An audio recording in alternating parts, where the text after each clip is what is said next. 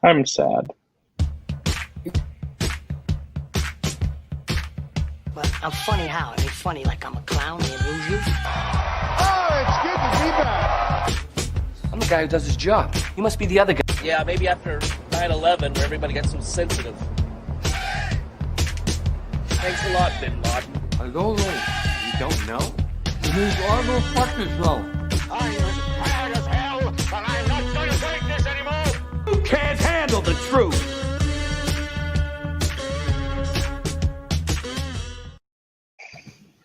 I'm a lot like Alan Arkin today. I'm really wanting to tell Michael Campbell to go fuck himself for Jaws the Revenge. This is not going to be a fun show for anybody. I'm in a bad mood. Last episode was really nice. Like, oh, I'm not meaning to shit talk. No, oh, that's an okay choice. It was right off. No, I'm ready to freaking throw hands. I want people to get so mad in this episode and yell at each other. I want anger. Okay. So, welcome back to episode 2 of Nerds Talk About Movies that they've seen 20 times and what it did for them and how realistic is it in real life situations. That was Nick's 2 examples that, how believable is that? They got fucking capes on. So, we're going to go to the man, Twohig. Last week you won. I did.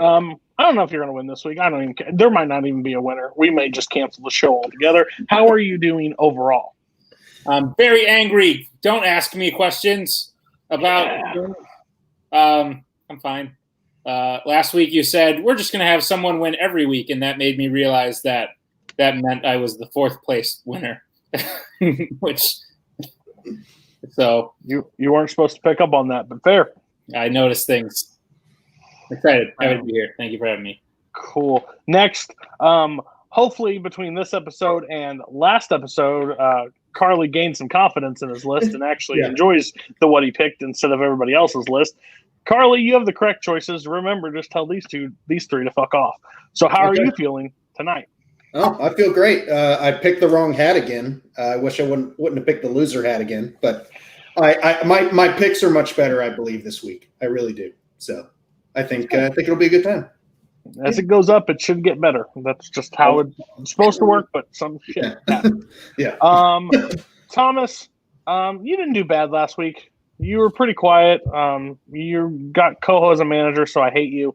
How do you feel overall about this week? I'm going to be honest. I'm getting last place this week. I can feel it. I can feel it.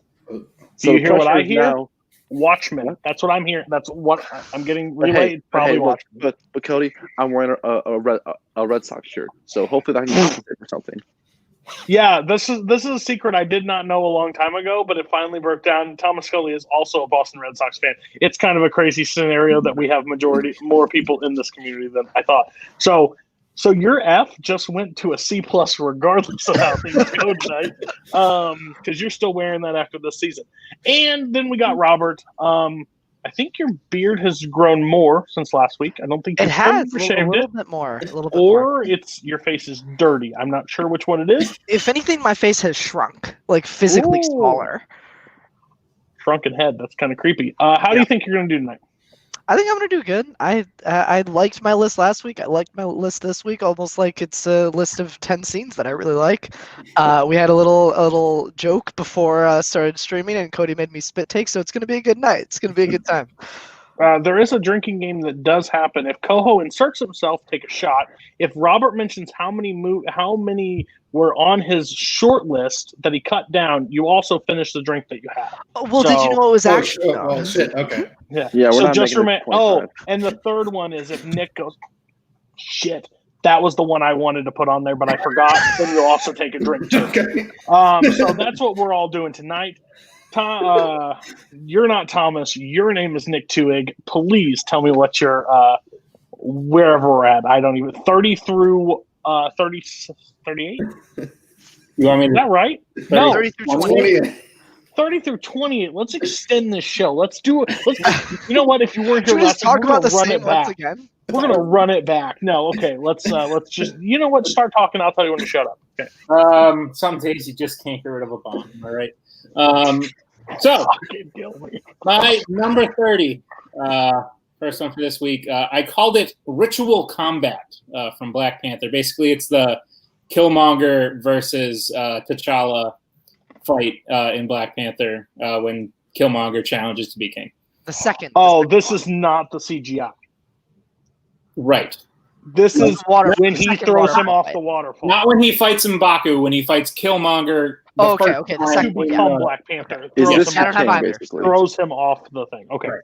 That's correct. Oh, then you did right. Okay, cool. 29. Doctor Strange versus Thanos from Infinity War. That's a yikes to a later episode for me. Cool. That's like the multiple Stranges. Yeah. That's all I need to know. 28. I feel like this might be yikes. It's the Argentina Barr scene from X-Men First Class. Also a yikes to a later episode for me. All right. So I just talked about Black Panther. 28. Okay, yeah, you just talked about Black Panther. Okay, Black Panther. I like the movie Black Panther overall. I think it's a little overhyped in many ways. However, I still find it very enjoyable. It's in my top half. Like if you cut the MCU movies in half, it's in my top half. This I think is the best scene from it. One, because you really feel the emotion. Like it's Killmonger is such a great character, and he's gone through so many things throughout his life, and this is like the moment he's been waiting for. And you can just see, because Michael B. Jordan acts so well, but you can just see everything coming out from when he kills Zuri. How unbelievably confident he is, because he knows his whole life has been leading to this moment, that there's no way he could fail right now. Watching everyone's reaction when T'Challa finally goes over the waterfall. It's just a really well acted scene. The fight choreography is done really well. I think design of Killmonger, I think, is really cool, and this is the best way it's shown. I think in the movie. And although I do like the M'Baku fight scene as well, I think this area, like this part of the movie, like this waterfall scene, is one of the coolest like parts of the world, and how they decide who becomes king. So there's just a lot of good parts that go into it. So that's why it's number 30. Yeah, this is a correct scene from Black Panther. It's probably my favorite scene from Black Panther. I think this part takes because I hate that in the last bit of Black Panther. I don't like, just because I think it's bad.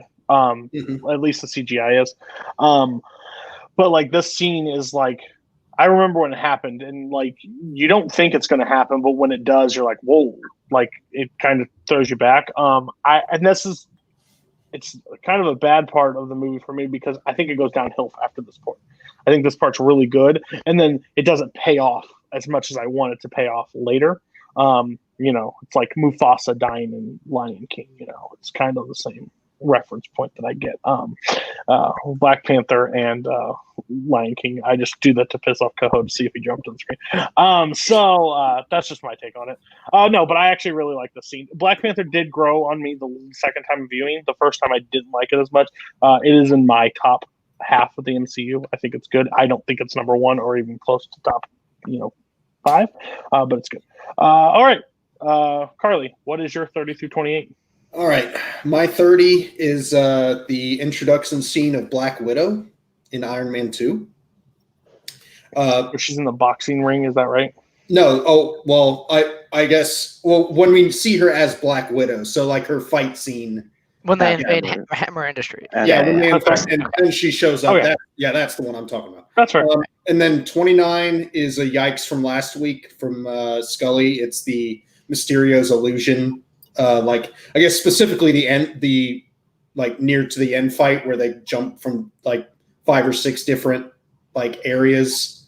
Like I know illusion as in like the nightmare sequence when. Well, I guess it is the nightmare sequence. Like the one near. I think everybody, when we talk about Mysterio's, it's the nightmare scene. It's not, I don't know if you're talking about like the bar scene where the illusion fades. Oh no, not that one. No, the nightmare scene is what I'm. Where he pretty much tumbles outside and like Mysterio gets hit by the train. Yes, that part. Yes. Okay. So, I think so. Everybody picked the correct one. Anybody else have that any higher? Or is that where I had it, but I think it was last week. Yeah, I had it last week. I had it. Yeah. Okay. Yeah. And Tui, do you have it at all? No. Okay. So. We'll basically go the order. Carly will talk about it, then Scully, then Robert, and then Well, hold on. Mine's at 38. What's Robert's at? 33. Was that 33? Yeah, so then it doesn't. Oh, didn't matter. Okay. Well, anyways, it's like I've just saw this movie for the first time fairly recently, and I've seen it a few times now. And just I just loved this entire sequence of, even of Spider-Man going through his different things, and it really showed the like ingenious of Mysterio's character. I really thought Jake Gyllenhaal did a really great job as that character. And, even having the scene where he's literally in his mocap suit, just part of it was a really fun little nod to how it was going on. And I don't know, it's just a really, really great ending to that movie and leads up to all of his drones at the end. And I thought it was really well done and really made the movie stand out to me. So it's good stuff. Go ahead, Robert. Yeah. I had this at 33, so I really liked this scene as well. The visuals are just incredible when you see Peter going through like all of his different stuff. You see him in his original like high school suit, which is a cool little throwback. You see really just the diabolicalness, that's the word, of Beck, because he really gets into the emotions of like Tony's impact on Peter. He's like, maybe if you were good enough, Tony would still be alive. And like, I don't love their relationship, but man, that line hits hard. And we think it's over, and then Peter tells like Fury all the people that he told about he's Spider-Man, and it's like, oh, it was a fake out, but it was actually done really, really, really well. And Mysterio's like, well, now I gotta kill your friends. And like that the entire sequence, I love. It all ends with him like literally getting hit by a speeding train, which I don't really like. That's why it's a little bit lower for me, is because like I don't care if you're Spider-Man, you should go splat when a train hits you. But suspend your disbelief for a superhero movie as much as you will. That just one little part I didn't love. But yeah, still a great scene, and the visuals are great. The best scene from the two MCU Spider-Man movies. Yeah, I agree. Psychological terror, I think, is a very underrated form of villainy in these kinds of movies, and Mysterio does it so well. That's why it made my list. Just echoing what everybody else just said, it's shot really well. John Watts does a terrific job with how he kind of works with this scene. The reason I have it lower, however, is for a different reason. It's because Mysterio's main goal isn't to go out and get Spider-Man. I feel like if Mysterio was a villain who was only after Spider-Man and nothing else, this scene would have a little bit more impact. But because he just sees Spider-Man as the last obstacle, for me, that dilutes the effect of the scene just a little bit, and that's why I had it as low as I had it. Oh man, the disbelief that we have to suspend for Spider-Man. Well, if Superman caught Lois Lane, he'd cut her in half. Probably. Yeah. So seems not on my list either. Yeah, there's a lot of shit that we could have to, and Bruce Wayne billionaire becoming a bat. That's some shit that doesn't happen either. Okay. Anyways, I think this is actually, so when you watch the MCU, it's like, they've done stuff that no other comic book movie has ever been able to accomplish, basically. A tie-through story that has everything. Who says that they don't like Spider and Tony's relationship? It's crazy to me, but whatever, Robert. Be grumpy. But I think overall, this is something that they do is that hasn't really been done. Like, to that point in the MCU, that's like a scene of horror, basically, and how it's quick transition and how he stumbles through everything. And yes, it ends with the train, which is like a shock back into reality of where it's all at. And I love that part of it. I think Jake Gyllenhaal, like, dead, not dead. What's the whole story with him? I don't know where it goes, but I honestly hope he's not. Because growing up in the comics, that's not the Mysterio that I knew. But like, that's a cool spin on the Mysterio that we got that fits into the MCU without being who Mysterio really was. That's pretty sweet to me. But yeah, the overall the horror elements that they basically tied into this is kind of cool, and that's why I kind of trust the MCU with their doing this. The Doctor Strange kind of horror elements that they may incorporate. They fired the director, so who knows anymore. But that's a good setup where they're going. All right, Nick, what's your 28? My 28 is the time in a bottle Fort Knox scene from X-Men Days of Future Past. Okay. Very slight yikes for me. Okay. I guess I screwed up, but you go talk about your 30, then 28. But yeah. Oh, you slight yikes. So it's in the episode. Yeah, it's in this episode. All right, so just talk about your 30, yeah. Okay, my 30. Okay. I mean, this was just, I thought, a really fun way to, show how badass Black Widow is and just, her take out a whole hall of guards without really even trying. And, that it was, and her to be such an important character later on. But I don't know. It was just really fun because you really, if you didn't know the character before, she was just some, secretary that came in, and then all of a sudden you're seeing her kick everybody's ass. So I just thought it was just a really fun, well choreographed scene, and it really just introduced the character very well. That really had a mainstay in the rest of the series. So I thought it was really good. No shot at you. I was confused at when the introduction happens of this character, so that shows how memorable the introduction of her actually is to me. I think she was very underutilized in the early MCU until later on, where she actually became a part of the Avengers. I think she was just that MCU's like, here's the girl hero, but like now she had a huge role, huge arc, basically led the Avengers when the snap happened. Like, that's kind of the cool that I like her more. I don't think this is top, but fair enough. Thomas, give us 30 through 28. All right, my 30 was a yikes from last week. It is the fight on the Rainbow Bridge from Thor Ragnarok. That is a yikes from me. Okay. Later in this episode. Next episode. Okay. Yeah, next episode. At number 29, take a shot, Cody. Dr. Manhattan kills Rorschach from Watchmen.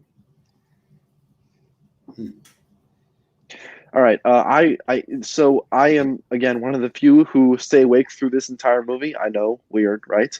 But I think the end of this movie, the shock of Dr. Manhattan, of Rorschach basically telling Dr. Manhattan to kill him because he can't live with the thought of them allowing Ozymandias to go forward with his plan. I just think the first time I watched it was such a weird payoff, but then I watched it again and I realized how well it actually worked.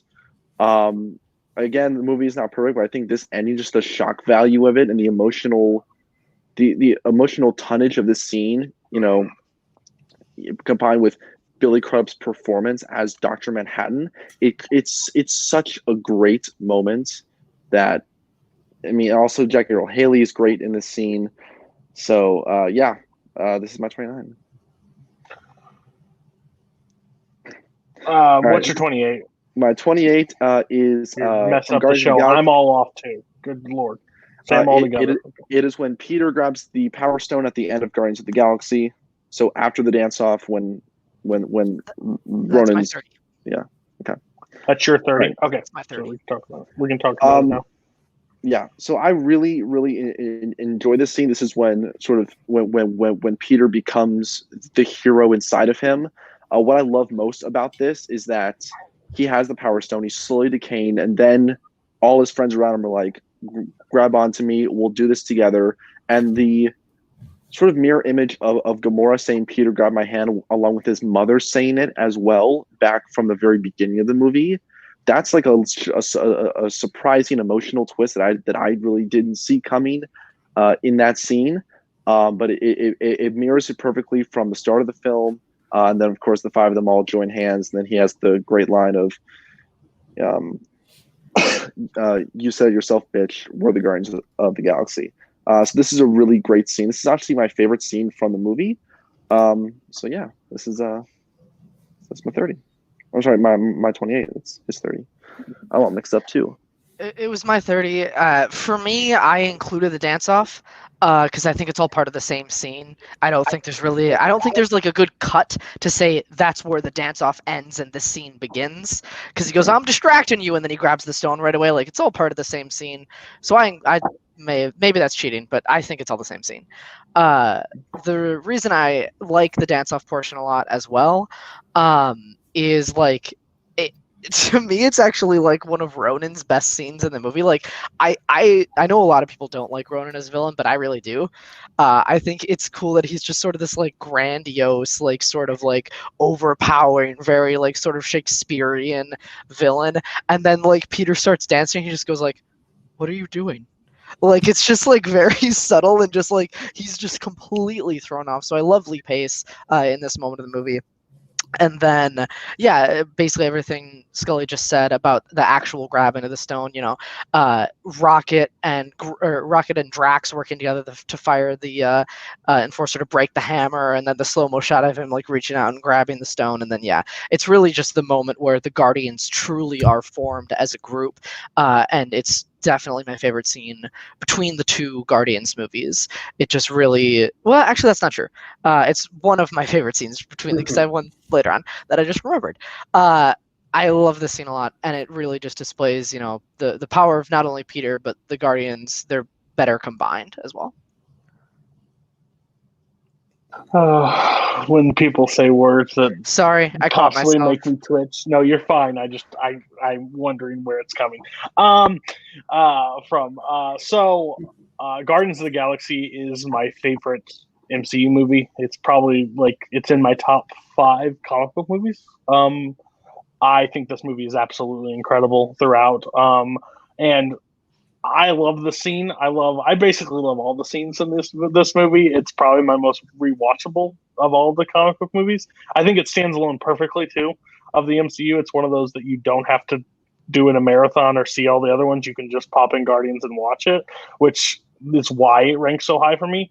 I absolutely love the dance off because Ronan gets a really bad rap of being an awful villain, but overall he's mediocre at best because he is basically just Thanos' mission men. Go do what I'm telling you. It's just he's never supposed to be the main villain, and that's always everybody's takeaway. What did you want him to do? Take the hammer and smash Rocket's head? What the hell was he supposed to do with those group? It also made my friend actually hate this movie because they were told you can't a mortal can't touch the stone, and they don't really do a really good job of describing who his dad is. So when you watch it the first time, you're like, what the fuck? Why is he the one that can do it? After that, they do though. Yeah. After that, they're like, oh, he's not human. Shut your mouth, Robert. It's my time to talk. So I'm saying overall, the dance scene, I would include both.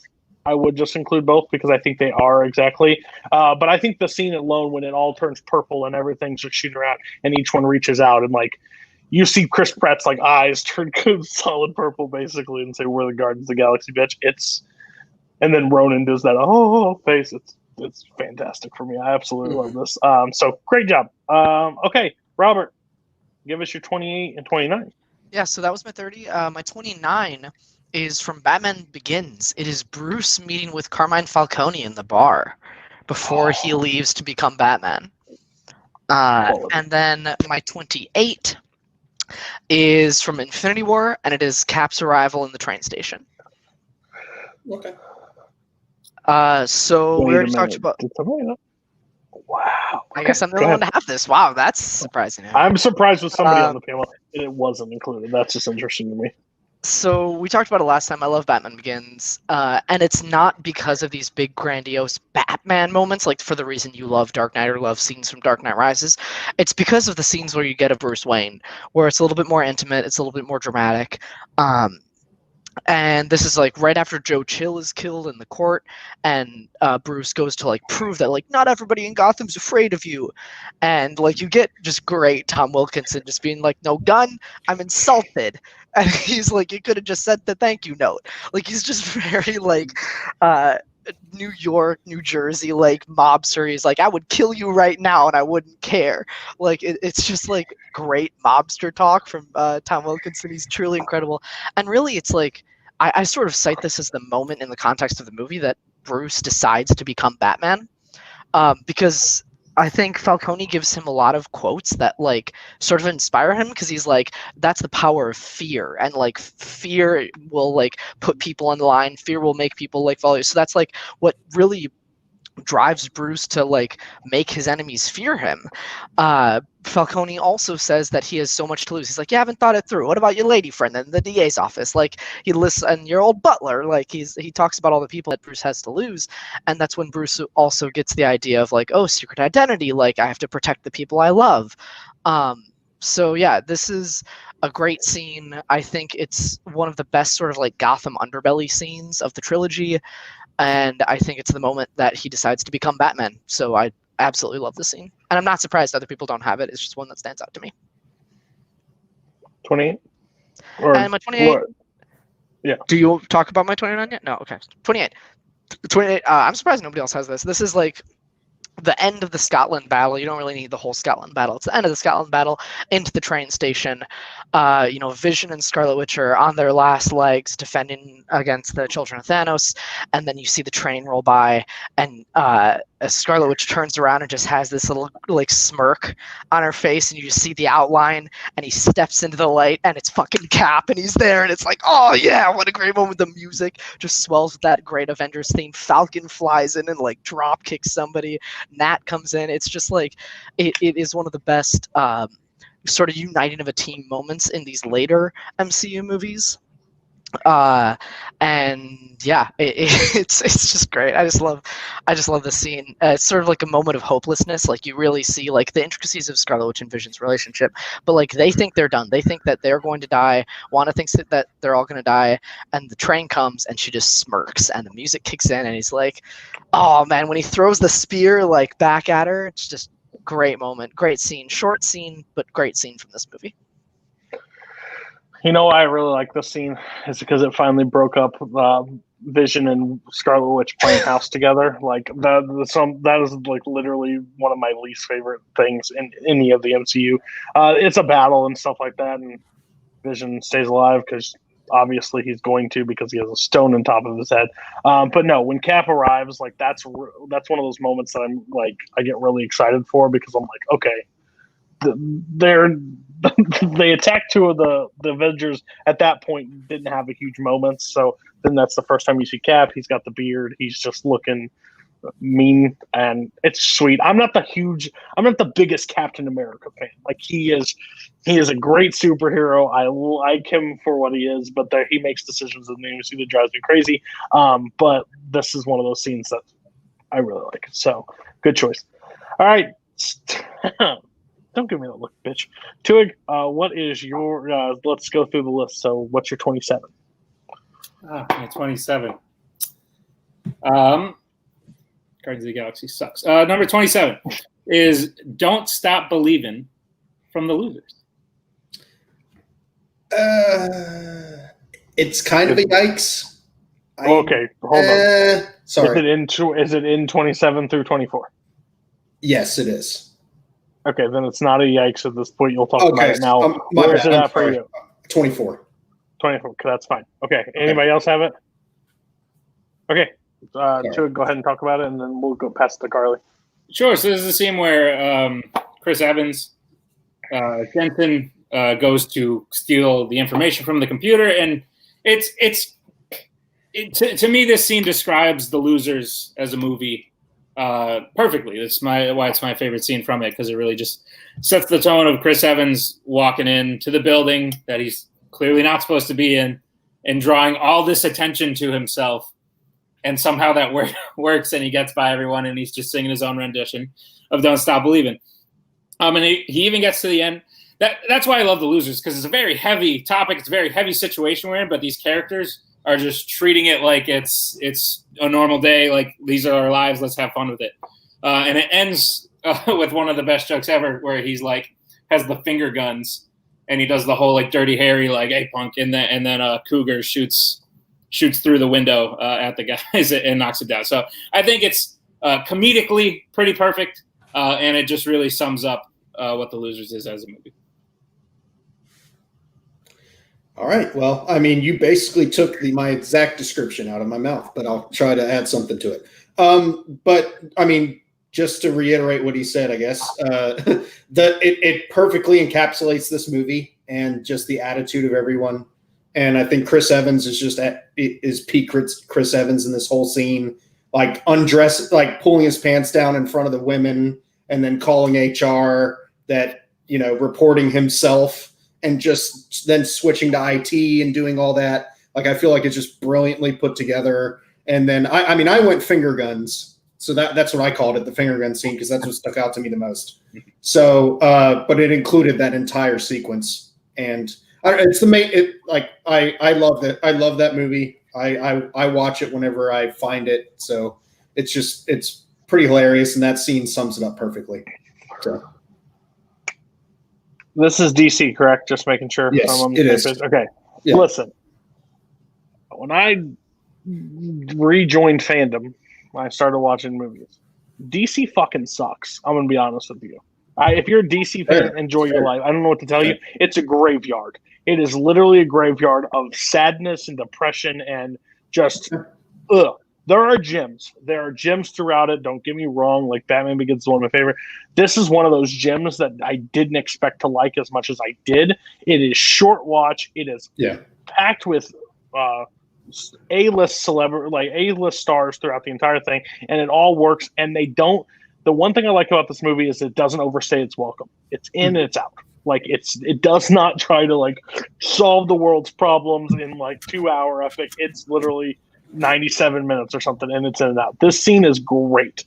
I love this scene just because it shows the fun of that movie. I think there's a few scenes that you could pick from this movie, but I like this scene a lot because it just shows how Chris Evans is. Like he's an honest, like he has a lot of fun on screen, and you can just see it all with this scene. So no issue. And like as he's running through, and he's like, "I need an exit. I need an exit." Like they're all going through. So it's definitely a fun part.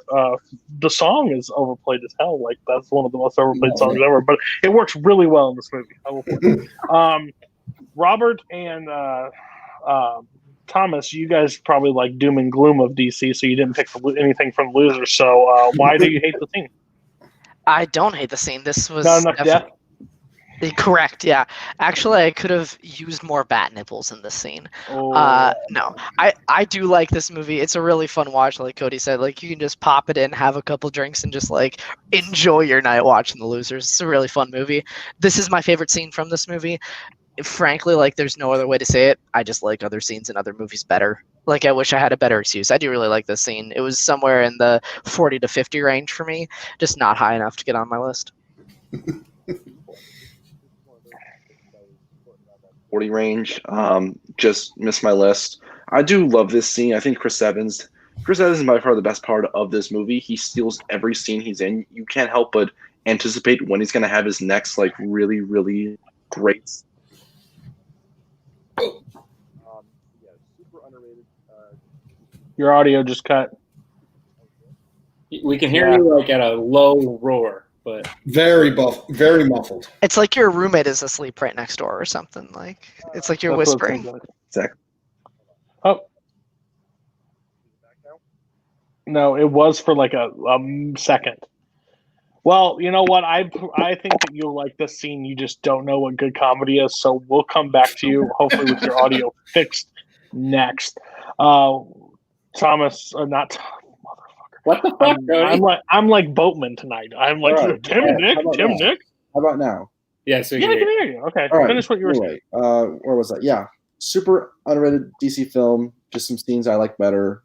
Just missed my list. More of the chopper blowing up with all the children on it. No. Please, one more. What's your next one? My next one is a yikes. Again, I thought Koho would like change the names of the things that we submitted, so I called it Berserker Rage in the Forest from Logan. Yeah, that was me. That was the other one. Yep. So where did everybody else have this? Somebody else had it. I know. I had it last week. I had it 31. Did you have it last week too, Robert? No, I did not. I did not have this on last. And listen. Koho is on the budget of $0 a week for doing this job. He's not doing anything extra. You're lucky he's even put banners up. So is he in that Control C, Control V? Is that what he's? Yeah, I don't give a fuck at this point. He's like, Cody wants to do a top 40 and I'm not on. This sucks. So that's basically how that means. Okay, let's talk about him losing his shit in the forest. I love the movie in general. And him losing his shit in the forest. It's the buildup, because the whole movie has been him really not wanting to be Wolverine, really having to hold back, really trying hard to not do this thing. So it takes this long, and it's really such a slow burn, and it pays off so well. I think Logan's such a great movie for that reason. That when he finally goes full Wolverine in the forest, it's just the sweetest payoff. It's Hugh Jackman ripped, after, and there's really sentimental value to it too, because in that moment you're thinking. Also, I should mention this goes all the way to the death of Wolverine. So it's that whole. Then yikes. I meant that whole final scene. But okay, so is that still a yikes from someone else? I think that's a long scene, just but... Not really from me. Yeah, I don't know. Maybe. I'll just talk about the forest. Me and Nick will just talk about the forest, and then, deal. I go till when he gets injured. I don't have till his the death and everything. Take death, you take the other stuff. Okay, yeah, I'll take death and funeral, and you can have this. Okay, that's fine. That's fine. I think it's good action. I think it's peak Wolverine. Yeah. Okay. Go ahead. No, it's it's like you said, it's the slow burn and then the eruption of Wolverine just doing what he does best. And just intertwined, I loved all the kids kicking some ass too in their own little ways. The kid freezing a guy's arm and chopping it off, and then the kid that was at the end where he wrapped all the roots around the main guy. That was also, just all of them coming together was super great.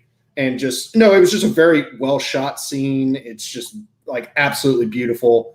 And the whole thing about it was really summed the movie up very well. And even, to that point and then even more after, but I just loved how that scene was shot for the most part. So, yeah. Okay. So we're talking about Logan's death later. Is that what I'm getting at? Logan's death scene is later. We're talking about leading up to that. Okay. Basically. Yeah. So I like Logan a lot.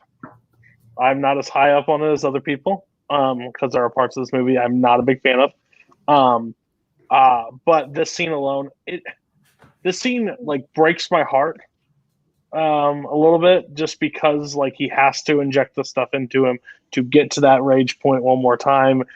You see him slowly withering each time he does it. It's he's going out, and it's coming, and it hurts. But to see them all running through and trying to capture the kids, and all you hear is the yell, and then you're like, oh shit, here he comes, and then he just starts going.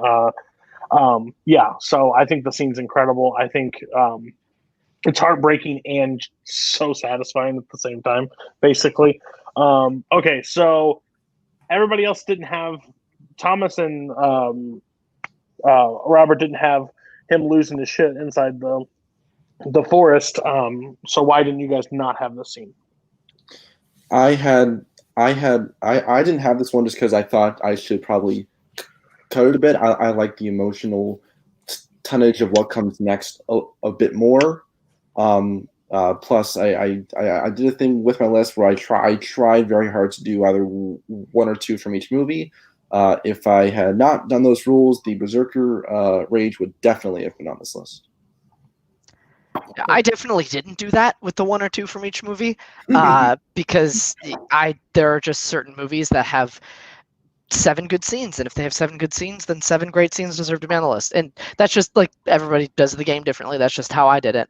But I agree with Scully. I like the more emotional, more intimate stuff that comes after this first. And also the reason I decided to split it there is because I think there is such a significant change in pace that you can consider it a separate scene. Once he gets injured, he gets thrown up on the rock, X-24 is dead. It does change scenes. I really think that does become a completely separate moment from him running through the woods, chopping people's heads off. So that's why I sort of created the split there, and we'll talk about that way later. But that's why I have the what comes after, not this exact scene. Sure. Okay. What's your 25 TWOHIG? 25 is Bring Me Thanos. I also did not follow the 2-movie rule. But it's Thor's entrance into Wakanda. Big yikes. Yikes. Yep. Okay. Fucked up TWOHIG. We'll see. Let's not forget some things that happened last week. 24, right? Yeah, 24. Mm-hmm. Rise from The Dark Knight Rises. So is escape out of the pit. Okay. No. Okay. Cool. This is the scene. He's tried so many times. Yeah, I mean, this must be higher. Well, let's relax about it. Okay. This is when Bruce. I don't love The Dark Knight Rises as a movie as a whole. I like it a lot, more than most people. But I acknowledge several issues with it. In fact, after this moment, it sort of starts to go downhill for me. But that being said, this is still a great scene, a great moment with all the prisoners chanting. He's decided to climb out of the pit and not use the rope because true fear. You need to experience true fear in order to escape the pit, and you're not going to experience that if you have the safety harness of the rope. Really powerful scene. The man, I forget his name, but the man who plays like the blind doctor is acting the heck out of this scene just with his face, because he can't see Bruce doing it, but he knows what's going on in that split moment when the crowd goes silent because he made the jump, and you just see his reaction, and then you hear them all cheer and erupt. It is such a powerful moment. Again, the movie sort of takes a dive after that, so I sort of wish it stopped there or did something better after. But this scene is great. All right. No one else had the out of the pit? Nope. Okay, so I am not a big fan of this movie. I've said it numerous times, but this scene is one of those scenes that draws you back into it when it loses you a little bit. I think there's a few parts that this movie loses you and then brings you back in. There's a few scenes that I could pick from this movie actually that I would consider making the list. This is actually a really good one. I like the scene a lot. Maybe 24 is a little high for it. Especially I don't know if the other one that I'm thinking from this movie is coming up. So so that's good. What does everybody else think about escaping the pit? I mean, it's a great scene, absolutely brilliant. Sound like music from that scene is absolutely awesome. I mean, it is just a great culmination of like a good 25-minute chunk of that movie, and that that's how he gets out. I can't argue with that. It's a good one. I wish I had something negative to say, but I don't. I like this scene. I do. I think it's purely. I think the effect of this scene is purely thanks to Nolan's direction and Zimmer's score. I think those two parts really elevate the scene. I think the scene it's only the best scene in Dark Knight Rises. It's just when making my list, this one didn't really pop out to me. It's a great moment, but again, in the grand scheme of all the scenes, it's good. It's fair. Yeah, I'm in a similar boat. There are scenes from this movie that I think stand out. This particularly isn't one of them. It's a good scene, just not one that I absolutely love. And I agree with Nick that I like this movie more than a lot of people. But there's about just over the halfway point that this movie just falls apart. And it's as soon as he gets his back broken and ends up in the pit. From that moment on, I think this movie is really sloppy. And especially because this scene happens he fixes a broken back by hanging on a rope for 2 weeks, and then he just has a fixed back. He gets punched in the... Yeah, he punches him, and then he does some push-ups, and now he's got a fixed broken back and can climb. I just think, that's my critique on the movie, not the scene. I just think that this movie falls apart after he breaks his back, and it's a good scene, and you're right, the score is beautiful, and the acting is beautiful, and the way that he has to sort of confront the themes of fear, it's really good scene. It's just not the one that I have on from Dark Knight Rises. Broken back's the problem, but Tony Stark can go to the table and fucking figure out time travel like that. Interesting that certain criticisms. Yeah, his back can be fixed. It's fine. Okay. What is your 27, Carly? Me, yeah. All right. My 27 is I called it the club entry scene, basically the beginning of Blade 1, where he goes into the vampire club. I guess go ahead and talk about it. Isn't that a meat? Isn't that a slaughterhouse? What is Well, it wasn't technically a slaughter. It was a meat packing plant or something. Yeah, but it's a club because it's a DJ. I just know it's been a trivia question, so I'm trying to stay fandom ready when I'm ready. Bloodbath is the word behind it. Yes, bloodbath. Anyways, but yes. Anyways, I'm a big fan of at least the first Blade. I enjoy watching that movie. I think it's good for what it does. It's just kind of Andrew Barr's favorite phrase, "turn your brain off" kind of movie. Just I enjoy the action. I think Wesley Snipes is super campy and he's good at that character. I don't know much of the backstory. I enjoy him as the character. But anyways, I just think that's a very good introduction of just him like going through and absolutely destroying everyone and, just showing off his blade skills and stuff like that. So it's just a really fun introduction to that movie that it sticks out every time I watch it. So I really enjoy it. Bold. I will say bold. I love Blade. I like Blade 2. I don't like Blade Trinity. But like this one is awesome to me. When Mahershala Ali was announced as the next Blade, I was really, really fucking excited. I think that's so cool. I don't know if I picked this scene especially from Blade, because rewatching Blade, it's very dated, extremely dated. It's probably the most dated comic book movie out there, really, for me. Like even like some of the older ones, like I give them a little bit more passing grade than some of the. For what if you look at some of that shit that they do in Blade, it's like. Ooh, that's a bold choice. That does not. It literally like computer graphics, like from a Windows 98. Yeah. It's rough at times, but I do like Blade more than anything. I give it a pass. I don't think 27, especially with some of the ones you've had lower. So that's a little rough, but fair. Yeah. Everybody else, why no Blade from this scene? Because there may be another one. I mean, I'm not gonna lie.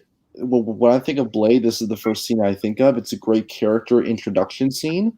I think it's one of the better Marvel character intro because, like, it's not an origin story. You jump right into the story, and Blade exists. Blade is here. Blade is kicking ass 5 minutes into the movie.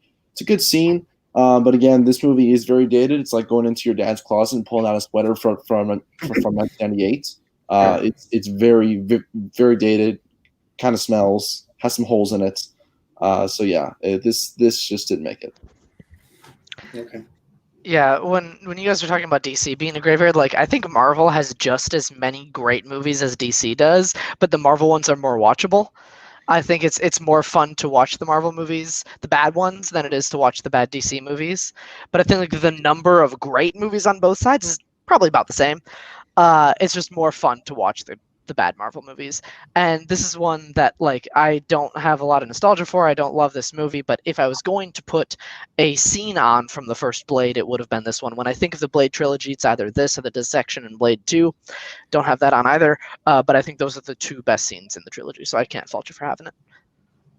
I saw this when I was very young. This scene made me never go to a club or social gathering of any kind ever, for fear that I would be surrounded by vampires. On top of that, it's fine. The effects really hurt it for me. The way the vampires disintegrate. Judging it by today's standards might not be the fairest thing, but that's why it doesn't hold up for me as a great scene. But yeah, no, because it instilled that fear in me, like it did its job as a scene. Like it was really good, and then I love Wesley Snipes' Blade, so. His intro is really good. But yeah, just not for me. I don't like it. It scared me. Fair enough. Okay. All right. Thomas, did you talk? Yeah, I did. Yeah, he did. Okay, fair. 26. Okay. You're so quiet all the time. I don't know.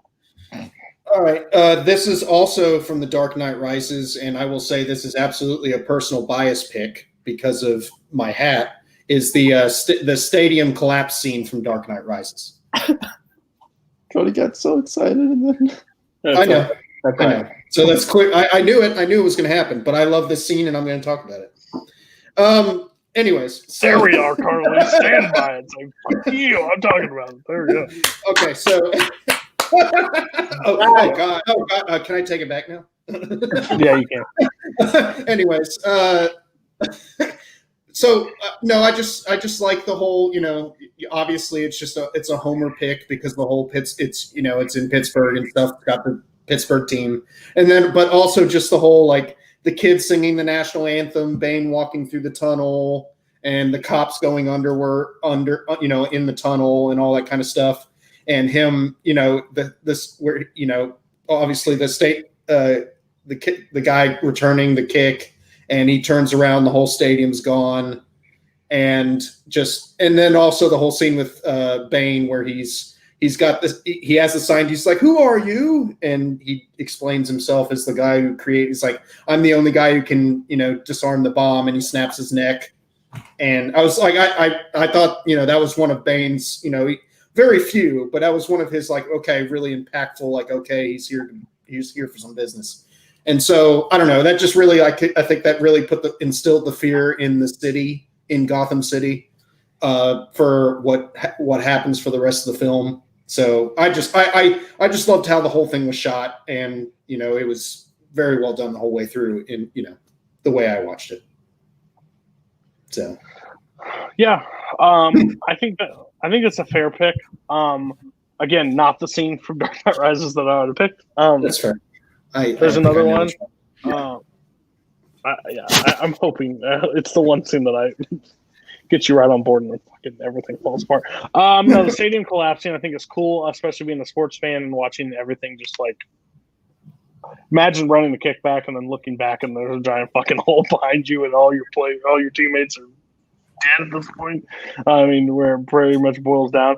And then the whole Bane talking. It's kind of a neat thing because again, I'm with you as being a sports fan to see like him announcing that in front of a sporting event. Like that's crazy. You go there for a game and the only thing that I think is dumb is to think that Gotham City could ever have a football team without somebody dying because crime and everything and shaving point. It'd be the worst city to cheer for ever. I'm going to be honest with you. They would literally rig the games each way. Joker and Penguin on the opposite side sitting in glove boxes. That's some fucked up shit that I want to see. But yeah, good scene. A little too high for me. Probably not even on my list, but I understand. Fair. Especially being from Pittsburgh, I don't. Yeah. This is a fair 26. If you had it at 1, I would have really looked at you. I'd probably kick you off the show, to be honest with you. What does everybody else think about the stadium? Honestly, great in this movie, and he's great in this scene. That's a lovely, lovely voice. And he's tell everybody what this is, Dr. Marvel. Only you, and it just snaps his neck. We are liberators. He's really good in this scene, so I can't be mad. It's just not on my list. Fair enough. I like Bane a lot. I think Tom Hardy's great as Bane. Again, I like this movie more than most people, and I like Bane a lot more than most people. I think the reason I don't love this scene is because what comes after. It just the whole sorry, I'm so popular. The whole conflict. Of the Dark Knight Rises. Also, I think post Batman breaking his back is just so. I'm not about it. Like I don't love the whole like making a city under occupation, blowing up the bridges somehow like stops anyone from doing anything about it. So yeah, the scene in general, like I agree, it is a cool. That's why they put it in the trailer. They had the football. They had the football stadium like collapsing in the trailer, and the dude looks back at it because it is such a great scene. But just. I don't like what it sets up, and it's fine. That's fair. Okay. Yeah, it's a good scene. I think the best part about this scene is that it showcases the speed of Hines Ward, who returns the football. Hines Ward is very late in his career in this movie. He's returning kicks in the year 2011 when this film was shot. It's pretty remarkable. The fact that he outrun a stadium collapsing, that's even more impressive. So props to Hines Ward. Yeah, this scene's good. I love Bane. I love Tom Hardy. So I didn't even fucking think about that. That's a really good bring up. All right, what is your 25, Carly? Okay, my 25 is the entire train fight scene with Doc Ock and Spider-Man 2. Hey, that is my slight yikes. It's my 23. Okay, all right. So that's in your top, so we will not talk about it right now. Okay. So what is your you already talked about your 24. My 24 was the loser scene. Yeah. All right, Thomas, go ahead. Alrighty, my 27, going a little bit outside the box. It is Jack kills Carl Fogarty from a History of Violence. Prefer the Alright. staircase scene myself. Just, Of course you don't. okay, joke. That was a joke from last episode, guys. I know. All right. Anyway, I think this is the I best. don't remember scene what from- happened yesterday. You don't bring up. I think this is the best scene from A History of Violence. I think this is where all the rising action comes to a head. It's right. It's right before the climax. Right before Tom goes to confront his brother. It is Tom's two worlds colliding at his home, because all he wants his family to not be involved in whatever he did in his past life. He wants his family sort of absolved of all this, to kind of forget everything with him had ever happened, and to take all of that stuff out of the town that he lives in. But then Carl Fogarty, played fantastically by Ed Harris, comes and threatens him on his front lawn. And then Tom tries to put up a fight, gets his ass kicked. And just as about as he's about to die, his son Jack, who he really doesn't want going down his own path, shoots him right in the back. It is such a great scene. The shock value of Fogarty being killed just like that is fantastic. I think Cronenberg does a phenomenal job with the suspense in this scene alone. It sets up the final act, which is essentially a William Hurt monologue, even though it's really good. It's still just a monologue. But it's a great conclusion Give him the to Oscar. yeah, exactly. A great conclusion to all the stuff we've seen so far, and a picture perfect moment of Tom's worst fear coming to life, his family getting caught up involved in what he's done. So yeah, this is my 27. Anybody else have this one? Nope. Okay. Again, History of Violence was one that I recently watched. I think it's fantastic. It has shock value. It's also a very quick watch. So hats off DC for putting two of these movies that, when they're quick watches, great. I think it's really good. Has a lot of shock value. I think 27 is a good point if you're going to put the scene from History of Violence on there. Yeah. So yeah, I have no issue with that one at all. Because it was like, oh, we're doing this. Okay. Wow. And there's a lot of fucking blood. There's a lot of blood in the scene. So everybody else on this scene. It's my favorite scene from the movie. It just didn't make my list. Pretty much same. Yeah. I thought about History of Violence, and I love the movie overall. None of the scenes, maybe it's because I hadn't seen it in a hot second, but none of the scenes stuck out to me when I tried to go through that movie in my head. But now that you mention it, it does sort of. I still don't think it would have cracked my top 40, but it is really great. And I mean, I did enjoy this movie. I've only seen it a couple times, and like I had earlier in my list, I really enjoyed the diner scene from earlier in the film. But obviously, this is the culmination of the whole film, and I just absolutely, it's a great scene. So, I mean, if I would have thought about it just a tiny bit more, this probably would have made it in there too. So it's a good one. Okay, 26, Thomas. All right, my 26 is Yondu's funeral from Guardians Volume 2. Yikes. Okay. All right. My 25 is the elevator fight from Captain America, The Winter Soldier. Yikes. Yeah. All right, my 24. Really? I'm shocked. Shut up. 24 is the Batmobile chase from Batman v Superman. Yeah. No, I'm just kidding.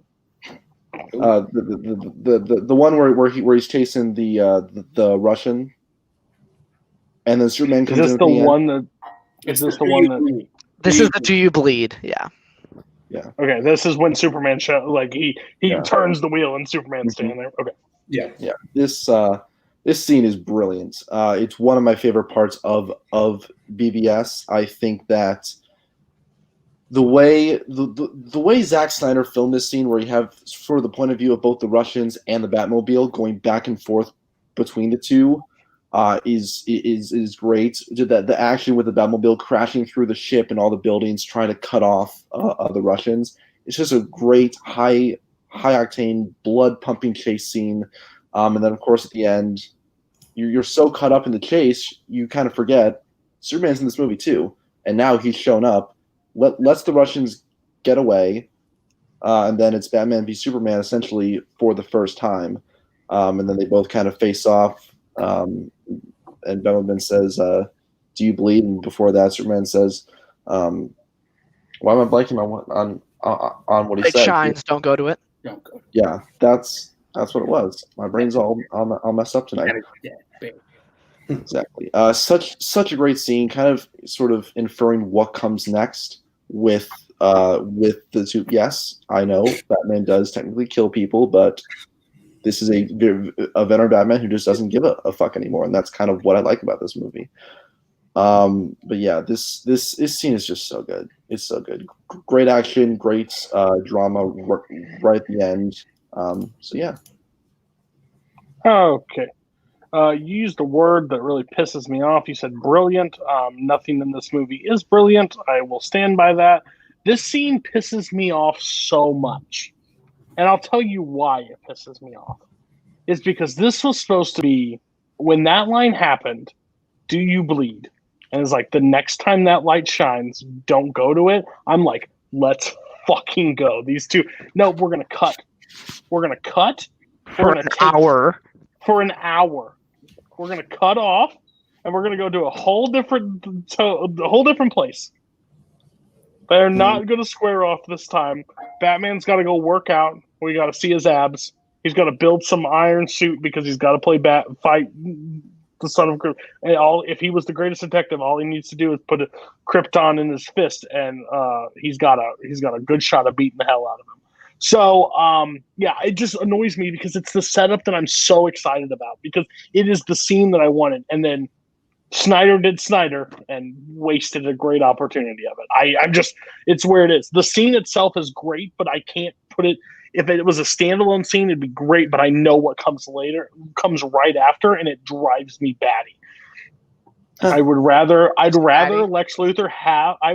Superman have Lex Luthor's hand, like snap his neck and then say, like, show him a message, because that character needed to die in that movie. So yeah, nope, not a chance. I don't care what they do with the Russians and shit. No, Superman and Batman are supposed to throw fists, and I'll come back in an hour.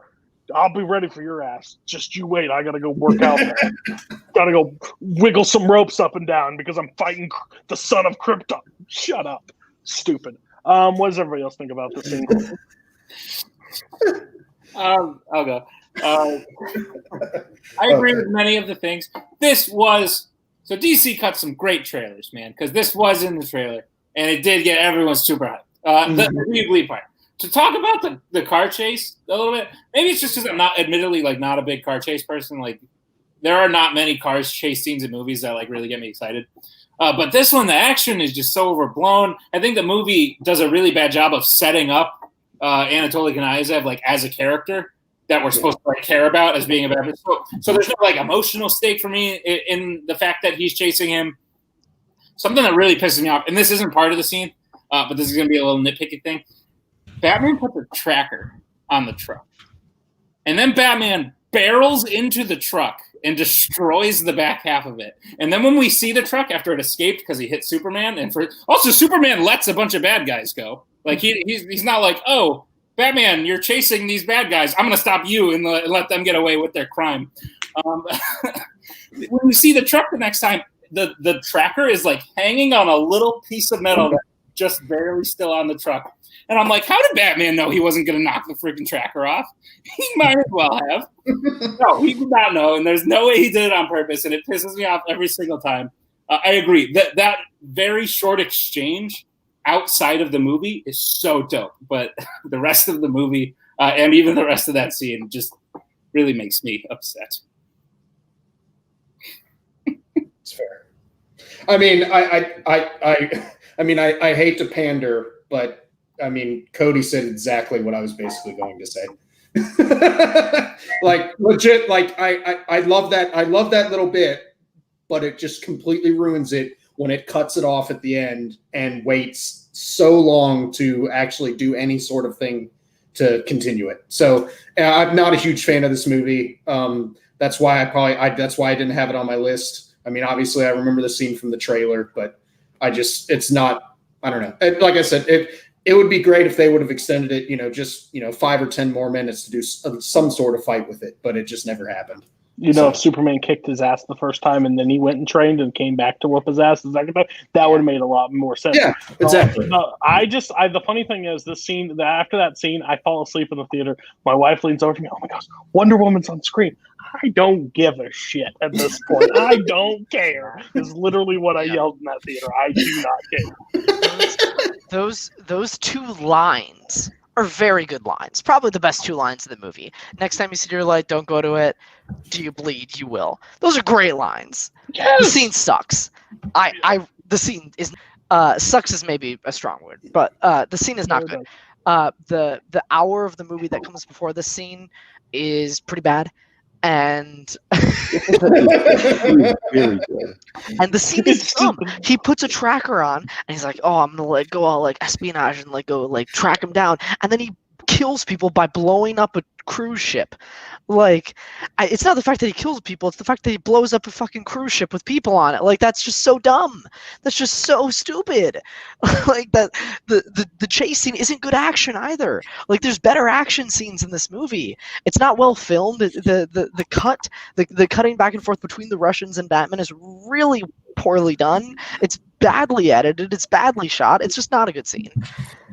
This is the first scene that anybody has brought up that I think is a bad scene. Ooh. Yeah, sorry, Phil. Koho, you put that comment on screen right now. Which one? The stuck in a faction of people. Yeah. Red You can leave anytime you want, dog. You can leave anytime you want. What was that? Scully, I need you to shut the fuck up. Red Shaw, we can have a talk after this. That's fantastic. Because in the first order, we all fucking hate the movies. So some of us like Spider-Man 3 a little too much, but we all have our problems. All right, what's Michael and Jake? They're drunk. They're Australian though, so the world's backwards over there for them. What's your next one? Well, that was his 24. No, that was my congratulations. Okay, all right, Robert, go. All right, my number 27 was the minor yikes from earlier this episode. It was the Pentagon prison break from X-Men Days of Future Past. Yeah. Okay. So this is not just the time in the bottle kitchen sequence. It's also a little bit before that, where Quicksilver rescues, where he breaks the glass. He vibrates on the glass and he's like, I'm gonna hold your head and save you, help you from whiplash. He's like, what is whiplash? And zooms in through the elevator and it's like, so you can move metal? My mom once knew a guy who could do that. And then through the kitchen sequence, which is an incredible sequence, the time of the bottle where Eric is like, freeze them, Charles, and he's like, I don't have powers, I can't. And Quicksilver's just like, oh, I got this. Puts in his earbuds and just zooms, and the time of the bottle, the slow-mo sequence is brilliant.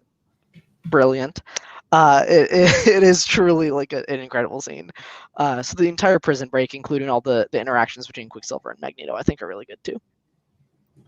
Yeah, that little scene before is absolutely brilliant. But I just thought I'd narrow it down to that. Yeah, because it's just so brilliantly shot, and seeing the behind the scenes is absolutely brilliant on it too. But just it encapsulates Quicksilver to a T, and just have him going around and just pushing people's faces and pushing just all sorts of, and everything's a little bit different, and then just seeing it all culminate at the end is absolutely fantastic.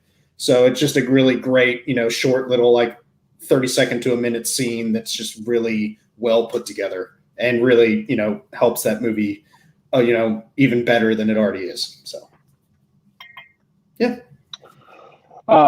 So I think I've said it before, but Days of Future Past is my favorite X-Men movie.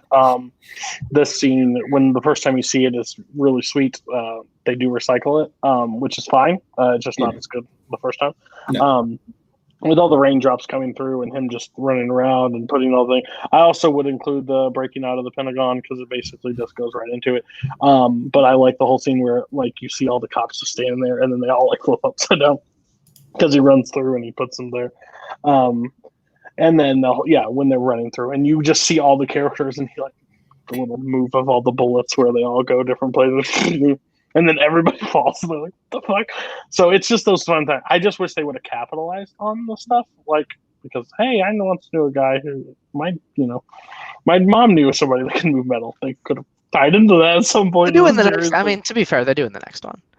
They try. They try. Do they? He never They says try. Papa. That's what I needed. I needed him to look at Papa, but he doesn't. So that's fair. I think this scene is incredible. I honestly do. So, two people didn't have this. Well, why do you hate great scenes? Just curious. Because I I like BVS and watch for more. Things said in this episode can't affect overall score. No, but seriously, I do really enjoy this scene. I think this scene is shot very, very well. There's just another scene from this movie that I like a lot more, and I think that scene is so good that it overshadows everything that comes, also during that film. So I think it's just an issue of it's overshadowed by another scene, so its effect is a bit lesser on me. Okay. I love this scene. I love this movie. This is my favorite. I said it last week. This is my favorite non-MCU Marvel movie. Not just X-Men. Maybe this is unfair of me, perhaps. But the fact that they recycle it hurts it in the long run for me. It makes me not think about it as much. Also, I love this movie. Holy crap. Why not take Quicksilver everywhere you go? Because the dude is OP'd as shit. And literally, you could have just been like, dude, come to Paris with us real quick. Just snag Mystique. Bring it. We need to talk to her. Separate these dudes. Go and steal. Like, I love the scene. I love how it's directed. I love how it looks. I love the music. The music is perfect. And the acting in it is perfect too. Even if you include the little bit before too. That scene where freaking Charles Xavier, James McAvoy is like, I'm never getting inside that head again. Like, it's so good. Maybe it's just me as a person, but it irks me so much knowing that scene has happened and Quicksilver's just like, oh, I see you're going to Paris. And they're like, yep, bye. It's like Captain Marvel in the MCU. You have to use that person sparingly because if you don't, then there are no threats. That's basically what ends up happening. Go to the other planets that we won't see for a while, and when we need you most, you'll show back up. But I agree. Yeah. So what is your 26, Robert? My number 26 is No Man's Land from Wonder Woman. Yikes for a later episode. I figured.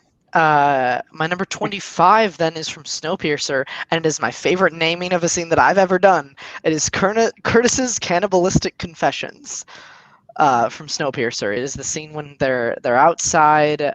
He's talking. He's talking to the father, and he admits to having been a cannibal in the past. Yes. Okay. Hey, Koho.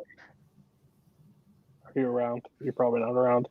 Okay, I don't know. He just cut out. TWOHIG just cut out, so let me know if this is a yikes at all on any of them. It's not. Yeah. Oh, okay, let's move on. If anyone, I thought Nick would have it, if anybody. Well, no, I have a movie from this scene, but not this. But not this scene. Okay, I agree with what Tim just said, and I was actually going to bring that up. I haven't seen every Chris Evans movie, but of the ones I've seen, I think this scene is his best scene that I've ever seen of him as an actor. And the scene is literally, it's like 3-4 minutes long, and it's 2 shots, and it's a close-up of him, and it's a close-up of, is it Song Kang-ho? Is that the actor from Parasite? I don't know. Yeah, I believe so.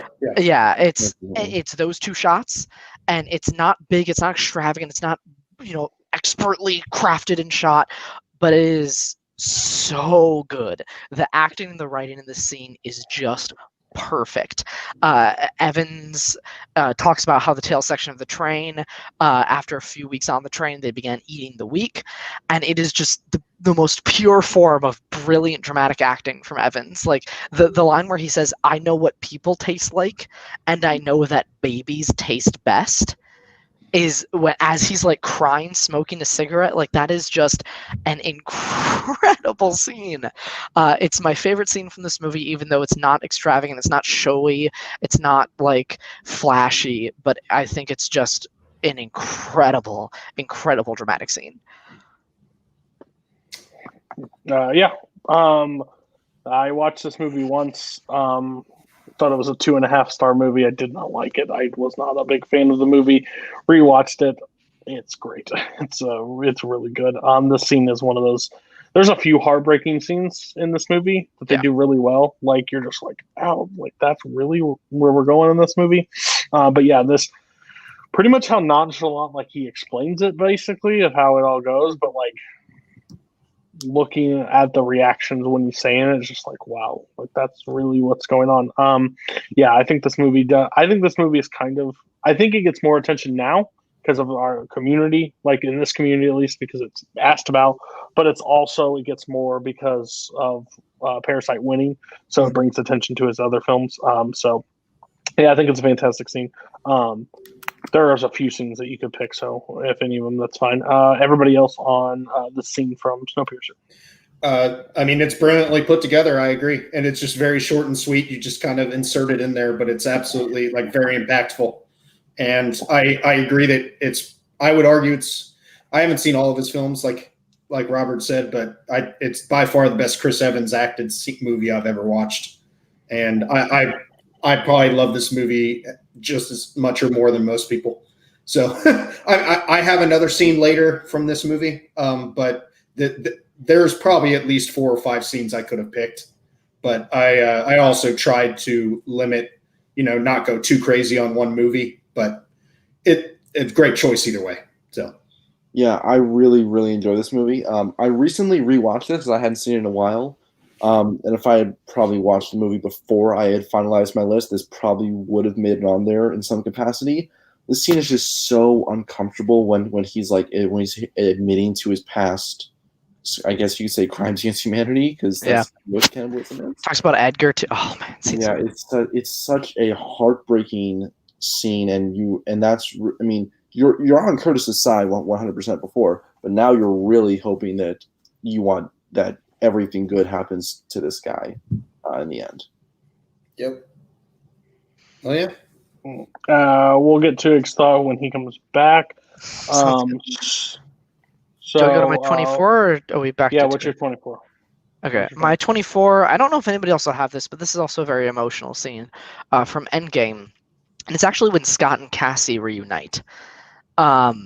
This is a scene that I think this is the most understated scene in the movie. Nobody really talks about it, but it is a scene that to this day makes me tear up. I rewatched all my scenes before every episode, so like I was like able to talk about them in depth, and I literally teared up, like a few tears coming down watching this scene, because you see him at the wall and he's like, please no, Cassie, right? And then he sees his own name and he sprints to his house, and the way that he just knocks on the door and is like, what's going on? And she shows up and you see she has one line in the scene and it's just, Dad? And like you see in her eyes, she hasn't seen her father in 5+ years. And the remorse and the emotion that is in her voice and in her performance. I don't know the actress's name, unfortunately, but she's incredible. And Scott, there's like a circling panning shot when they're embracing, they're hugging, and he like pulls her back and looks at her and just goes, "You're so big," like because he has nothing else to say, and I'm getting goosebumps talking about it. Like this scene is just one of the most understated emotional scenes of the movie. The music is like a violin. It's like these beautiful strings that are just like pulling every bit of emotion out of you. There's a couple scenes in this movie after however many times I've watched it that I still cry, and this is one of them. This scene is just every emotion of the snap conveyed, because it's not just their family. Every single family has been affected by this, and this is what and they had a happy ending. They had a good reunite. So it's a very small scene. It's an understated scene in this movie, but I love this scene. Yeah, that's this wasn't Yikes. Oh, this wasn't Yikes by you too, right?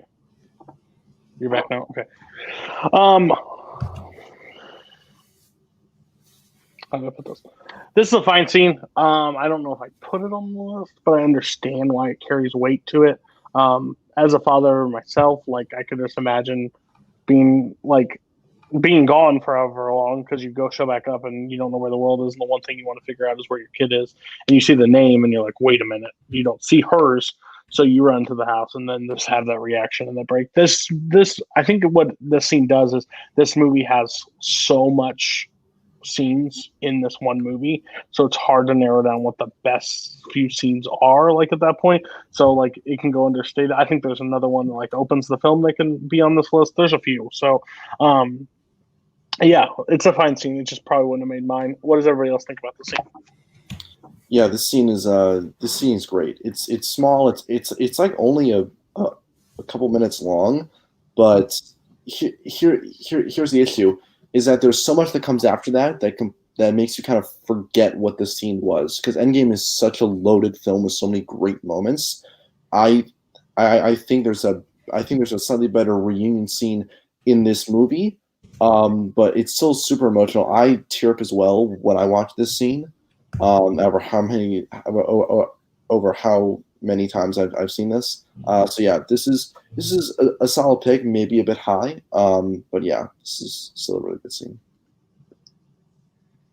Yeah. I mean, it's absolutely a great scene. Obviously, this movie is filled with great scenes. You could do a top, 15 or 20 just from this movie. But I mean, it is a very impactful scene because, and very well acted. Paul Rudd does a great job, and so does the daughter. And it is very much like, Paul Rudd finally realizing what has happened. So it is a very well good scene. It just kind of went by the wayside and didn't think about it in time. So, but it is a good choice. Her name is Emma Furman, because I just looked it up because she deserves to Good brain. Yeah, deserves the mention for sure. Because this isn't necessarily what I thought of. I have a lot of Endgame scenes yet to come, but yeah, you're right. Every time I watch this movie, this moment, Emma Furman gets emotion out of you while you're watching the movie.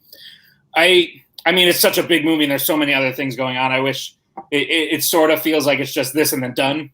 But it has to, because that's the way the movie goes. So I don't necessarily fault it for that. But yeah, no, the acting. This is definitely the most underrated acting in this movie, this scene. I don't know if it's the best. I was going to say it's probably the best, but maybe top 5, top 10. But it's definitely not thought of enough. And had I thought of it back, I might have put it in my top 40, top 30 maybe. But yeah. Okay. Well, that was your 24, right? Yes, that was my 24. Twig, going back to you, he had the cannibal. You can break down the scene, but it's from Parasite, where he's confessing about pretty much What did I say? Parasite. Of course it is. The Snowpiercer scene when Chris Evans talks about eating babies and how. Yeah. That was my 25. Not a yikes. However, is it my turn? 23. No, what you want to talk about it? Yeah, do you want to talk about that? We already talked. Okay, it's a great scene.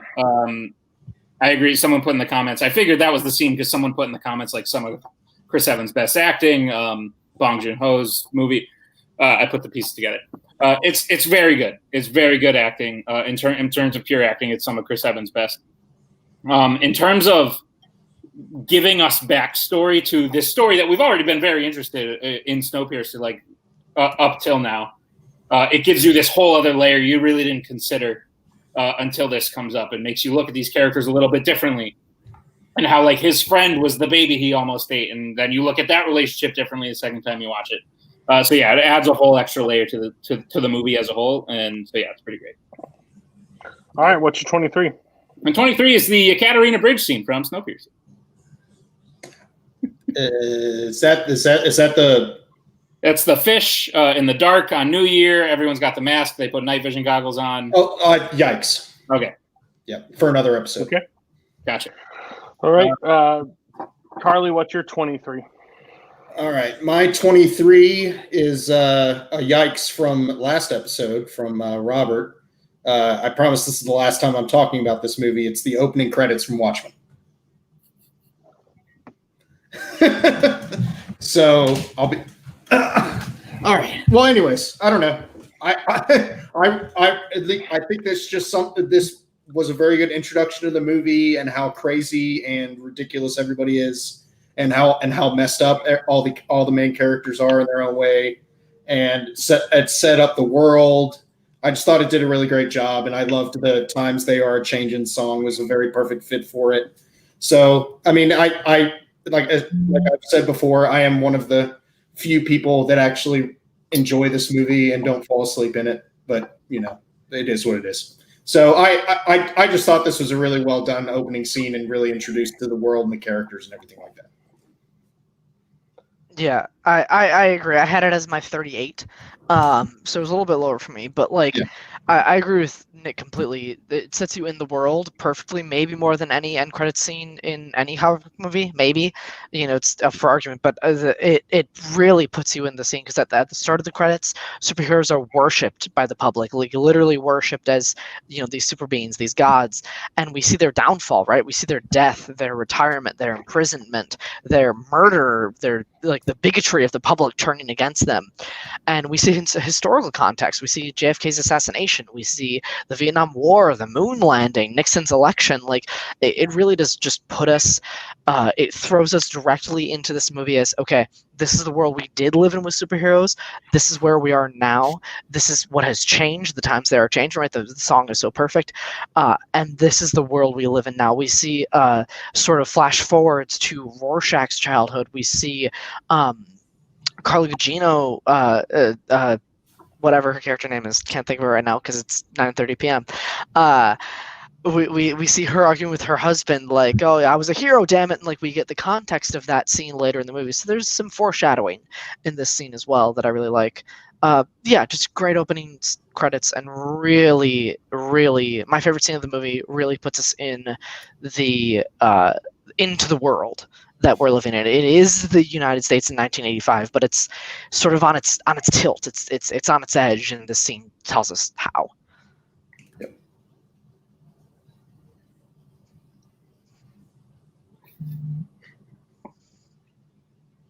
You're muted.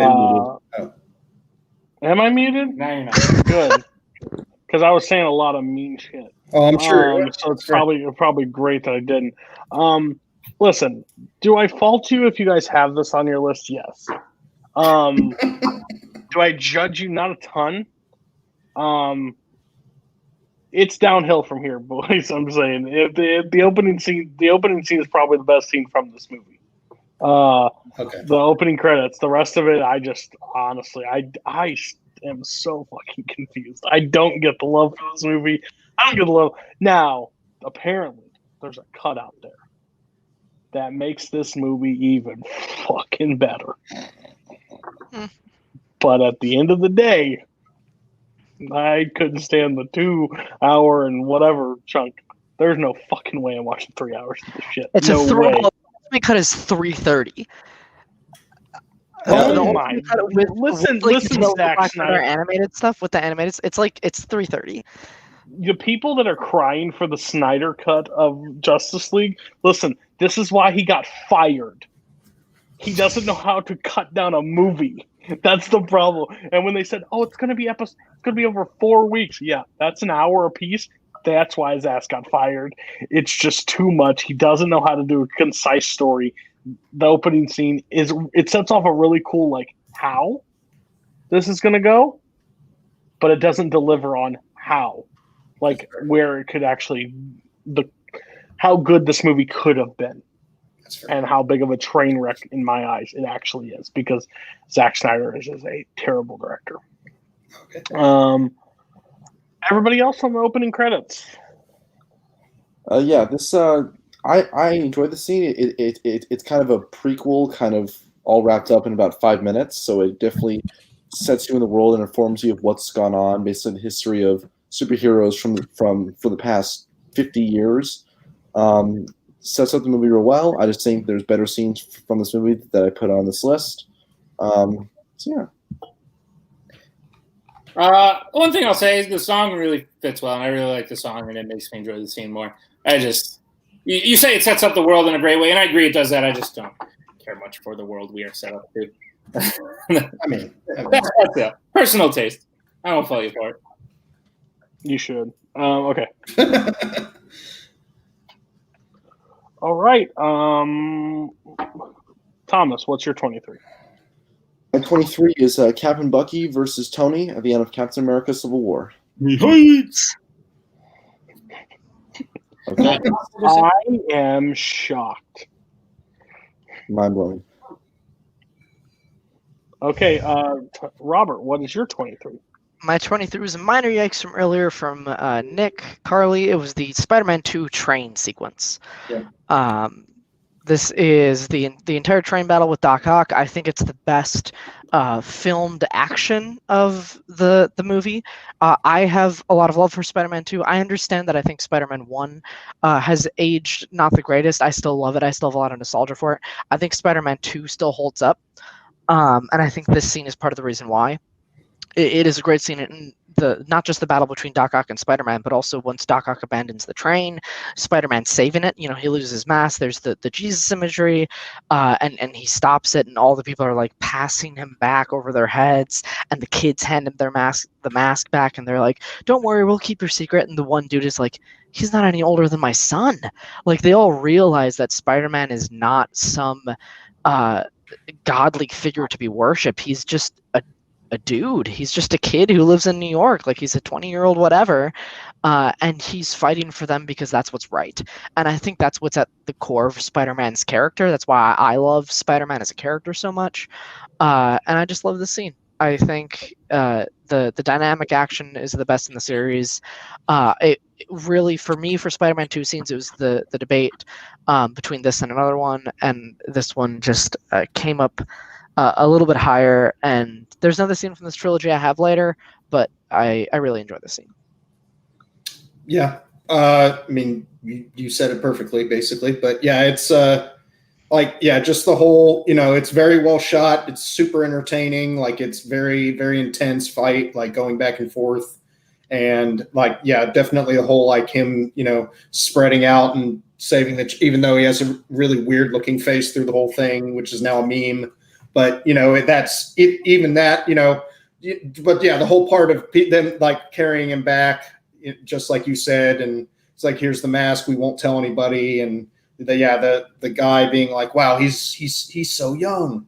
And just, it definitely shows, like, it brought that people realize that Spider-Man's just a kid that happens to, be, is just doing the best he can with what he has. So I thought it was perfect for that movie, and I do think it stands up very well. I really enjoyed the movie to this day. Yeah. Now, we're talking about,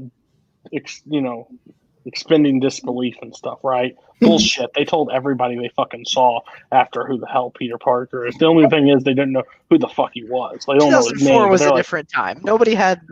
I saw Twitter. his face. Believe me, they told everybody, and everybody thought they were lying. No, I think this seems great. I also love what it starts, basically, because in any Spider-Man movie, what is the one thing Spider-Man can do better than anything? Hold shit together. Or hold things back. Like, he has to do it in Homecoming, or in no, it's Homecoming. Yeah, Homecoming. He basically has to hold the entire thing. It's just, I find it hilarious when he does that stuff. But no, this scene is great. I remember being a kid because, I mean, basically follows this as Doc Ock ripping up the train or whatever and coming after him still. But it's a sweet. You have to go through us. So I think the scene's great. Even though somebody that's on this panel thinks this movie is trash, or the Raimi trilogy is trash, he'd be incorrect. So what does everybody else? No one else have the scene. I think this is one of, like, of comic book scenes, probably up there as one of, like, iconic scenes. Why doesn't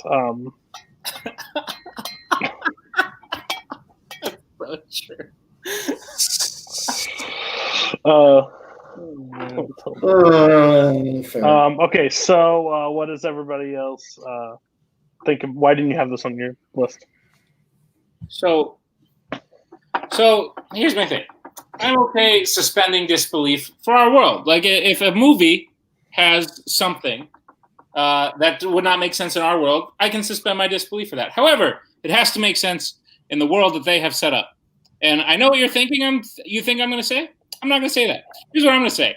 Any rational human being would see Spider-Man's mask get taken off and go, oh my God, it's a 35-year-old man.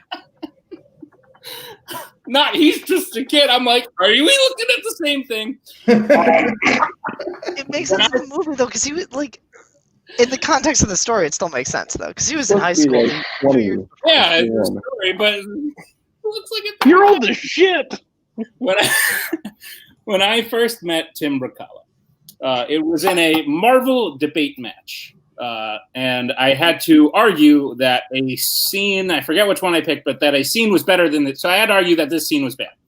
And I started to convince myself of some things. His face really bothers me. I know it's become a meme. It really bothers me.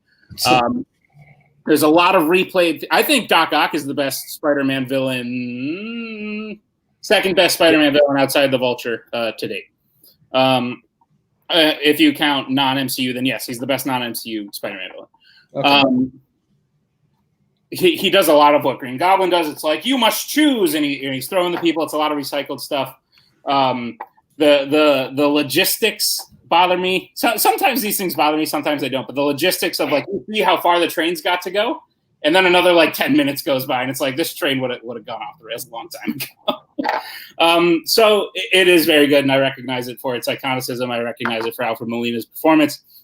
Tobey Maguire, I'm not a huge fan as Spider-Man. Never really have been. And this seems okay. Yeah, I mean, the face, it's what I call the 3 AM Taco Bell face. It's become a meme everywhere. I think that I think when you look overall at comic book scenes where a hero has to save a bunch of people and he has to stop an obstacle in order to do it, there's so many of those out there. I think this one has become lost in the fold. The best part is definitely when he's being carried by the passengers, and then they react to him, being a kid, even though Tobey Maguire looks like he was born at the age of 25. Yes. But yeah, I do enjoy this scene. I think there's a couple of other scenes in this movie that are slightly better in terms of the emotion conveyed. I just think that I have to lump the inside the train and outside the train stuff together. I can't just cut it off the fact where he gets carried. But overall, I think that him saving the train gets lost in the shuffle of heroes having to save an object filled with people. Otherwise, they're all going to die. Can I just say the fact that you think the chase scene in BVS is better than this scene baffles me? Yeah, absolutely. I don't believe that is a true statement. Thank that you for telling me that. said. That just pissed me off more. By the way, I don't want to ever watch. See, Nick Twohig is one of my best friends in this community, but also the person I hate the most, because he'll sit there and be like, "That movie's not so bad. Why are you hating on it?" And then he'll be there, "Why is he 35?" He's like sitting there with my dad watching war movies. They didn't have those type of fucking bullets in World War II. This shit's not real. Fucking of course, Dad. It's a war movie. Shot today. Sorry that Andrew Garfield didn't use the right bullets that they didn't have in the 40s anymore. Okay, where are we at? I don't give a fuck anymore. My 23, so I think we're at 2X 22. 2X 22. My 22. You better have the most fucking realistic scene ever, because if it's that can't happen. I'm fucking ripping you apart. My number 22 is about a little girl who murders a lot of people. It's Hit Girl's fight scene in the episode. Yikes! Wow, yeah. Really? Okay. You have to suspend some disbelief for that. Fuck, what is your 22, Carly? My 22 is the Tumblr chase scene from Batman Begins. Oh, fucking great scene. Sorry. It's fine. I was supposed to be muted there. Anyways, well, that makes me feel a little better about it. But anyways, so no, just from beginning to end, it's just super entertaining, action packed. Just Gary Oldman walking out, and he's like, "Let's take my car," and Batman's like, "No, let's take mine." And then he's like, "What?" And slams past it, drives over the cop car, and I got to get me one of those. And then it just goes from there. And I could quote the whole thing, but obviously we don't want to recap the whole scene. We've all seen it. Anyways, it's just super action packed. It's one of my many favorite parts of this movie, and definitely the part where it just goes pitch black and they completely lose the vehicle, even though it's right in front of them. Just brilliantly shot by Nolan, and I just love that whole entire scene. Just super action packed the whole way through. Anybody else have the Tumblr scene? And this is just correct. Sorry, I'm not going to be laughed at, but this is the Batmobile of the Nolan trilogy, right? The Tumbler is what they refer to it. That's what they just making sure, because I was like, I'm about to say something that's really stupid. This is finally the most badass thing that Batman actually should have been driving around Gotham for this entire time. None of the other Batmobiles make any sense whatsoever in any movie. Like, this town is riddled with crime that hates you, and you're going to drive this thin black like extended car through everything. The motherfucker should be driving a tank through Gotham City, and he finally does in this movie. I absolutely love this scene. Again, I don't think you can't pick a really, like, there is maybe a scene from Batman Begins, I'd be like, really, that one? But like, this is, I love everything from Batman Begins. I love that this is the first time that this is Batman in real life, and finally a billionaire would spend his money correctly and gets a fucking car that could won't stop him from anything. Like, if he wants to go through something, he'll go through it. If he wants to go up something, he'll go up something. So, no, I think it's a great scene. Well done. What does everybody else now? Tug will say, well, how do they keep this car hidden and fucking, Wayne, go ahead. Why didn't the scene make anybody else's list? I love this scene. I'm with Nick. Kilmer and Clooney look like they're driving Pontiacs. These guys look like they're Vail looks like he's driving like a real Batmobile, and it's great. I love this scene. It just didn't have perfect example. It doesn't have the. I love the scene. It's iconic. It just doesn't have the emotional resonance that some of the other Batman Begins scenes that I have, like the training and the at the bar scene. There's just other scenes from this movie I prefer. Great pick though. The great point is this is the exact moment that all the other ones, it's like in BVS when he's driving a Jeep Cherokee through the fucking, when Batman's driving a Jeep, when he could be driving whatever the fuck he wants to drive the Jeep. So that's hilarious to me. I have always found that, yep, the billionaire's driving a fucking Jeep. It's not even fully loaded. What does everybody else think? Sorry. I do enjoy this scene a lot. Personally, I think that there are better Tumbler chase scenes in this franchise. That's why it was a little bit. I overlooked it a little bit. It wasn't as memorable as other moments with the Tumbler. So yeah, just kind of got lost in the fold there. But this is still a badass scene. You'll notice with my nitpicks, if you go back and look, they're mostly character driven. There might be an exception or two, but they're mostly character. I was mad because Batman crashed into the truck that he just put a tracker on. I was mad that a person would see Tobey Maguire and not think this is an old man. They're mostly character driven. Therefore, there aren't really any of those. Like, Batman is just such a master of disguise that he can lose the police like that. I think this is a really well-crafted scene. Like I said before, I just don't think chase scenes do it for me. I just don't think I'm a big car chase scene fan. And it's which is fine. Like, that's my own thing, and everyone else would probably disagree. But I do think the Tumbler is the best version of the Batmobile. I think it's the most realistic one. I think it fits the world properly. And there are really cool moments, like when the cop's like, it's a black tank. Yeah. That's fantastic. And yeah, he maneuvers it really well, and the whole, like, the clock is ticking, Rachel's dying, like that aspect really adds a lot to it. But I don't think car chase scenes are my thing, man. That's it. All right. That's honestly a fair critique. I'm also on the camp of chase scenes are okay most of the time. So, everybody else talk. Yeah. Good. 22, Thomas Scully. Yeah, my 22 is what made Kaleb Koho wet himself when he saw my list. It is T'Challa confronts his father in the ancestral plane from Black Panther, otherwise known as "You Were Wrong, All of You Were Wrong." All right. So this is really the sort of emotional climax of the film, where T'Challa has to take in everything that's happened, from his father dying to Killmonger taking over Wakanda, and he confronts his father saying, why did you abandon this boy and not bring him to Wakanda? Why did you just leave him there? He was one of us. Why didn't you sort of prevent this from happening? Like, kind of trying to shift the blame, but also not. But then towards the end of the scene, he sort of accepts responsibility for what he has to do. This is the only scene in Black Panther where I really, really enjoy. I like this movie. I don't love it. I'm lower on it than others. But this is just such a good emotional scene. Chadwick Boseman, may he rest in peace, does such a terrific job acting in this scene. This is really the last part of the film where I'm like, oh yeah, this is awesome. Everything else coming out of this scene kind of goes downhill. So yeah.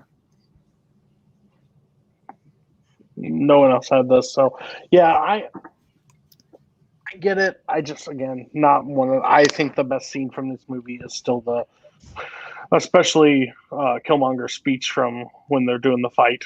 Basically, "This your king," like that stuff. I think is really cool, but I just don't. I understand this as an emotional element. I just think there's too many parts of like.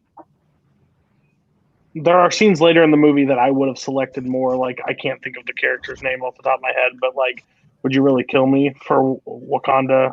Absolutely, or something like that. I may be misquoting it, but that's the scene that I like from later in the film. That's like the only scene that I really like care about towards the end of this movie. What does everybody else think about the scene?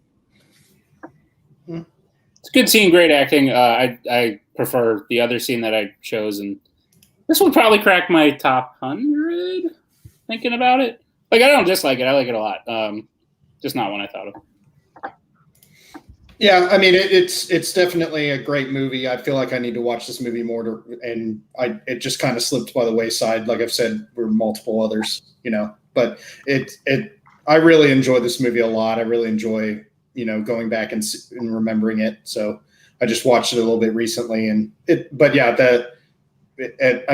think Chadwick Boseman and Michael B. Jordan are absolutely great in this movie. But that scene is absolutely very standout for sure. Yeah, I love this scene as well. It was definitely in one of, the first time I mentioned it, I had 260 considerations for this, and I had to cut it down to 40. This was definitely one of them. So was the ancestral plane when Killmonger went into it. And you see him as a child, and you see the duality of him crying as a kid to his father and him crying as an adult. I think both of the scenes are incredible. Couldn't include either of them. Both of them were very late cuts for me. Both of them made my top maybe 60, 70 or something like that. So both of them great scenes. Just ended up having to cut them for stuff that I love more. But I agree, this scene is great. You were wrong to turn your back on the rest of the world. Like it is very evocative of sort of really the central plot of the entire movie for Black Panther. So, and not as high in the movie in general, but I do love this scene. What if we all found out at the end of this that Robert only had 110 movies and he's all bullshit about it? I'm 100% serious. Would it be I'm fucking nuts? 100% serious. I don't doubt it. I'm just saying. What if it's actually we're missing 150 total? Okay. All right. So, Robert, what's your 22? My of 22 the select few that made the giant cut. My 22 is another, like I said earlier, I don't care that I have a lot of different scenes from the same movie. I have from X-Men Days of Future Past, Charles sees across timelines. This is right after Cerebro freaks out, and he sees Wolverine's future, and he talks to Stewart's Professor X. Yikes. Okay. I hope that somebody else would have it on the list. I hope that wouldn't be the only one. That was an oh shit, I should have had that one. TWOHIG, what is your 21 to wrap out the show for your list? 21. Everyone hold on to your seats and prepare for a shot. Go ahead. The airport fight from Captain America Civil War. Fucking yikes. Yikes. Overrated. All right, Carly, what is your 21? My 21. My 21 is I guess when Miles Morales becomes Spider-Man and Spider-Man into the Spider-Man. Yikes. Okay, yikes. I figured that's two weeks in a row that my last one was yikes.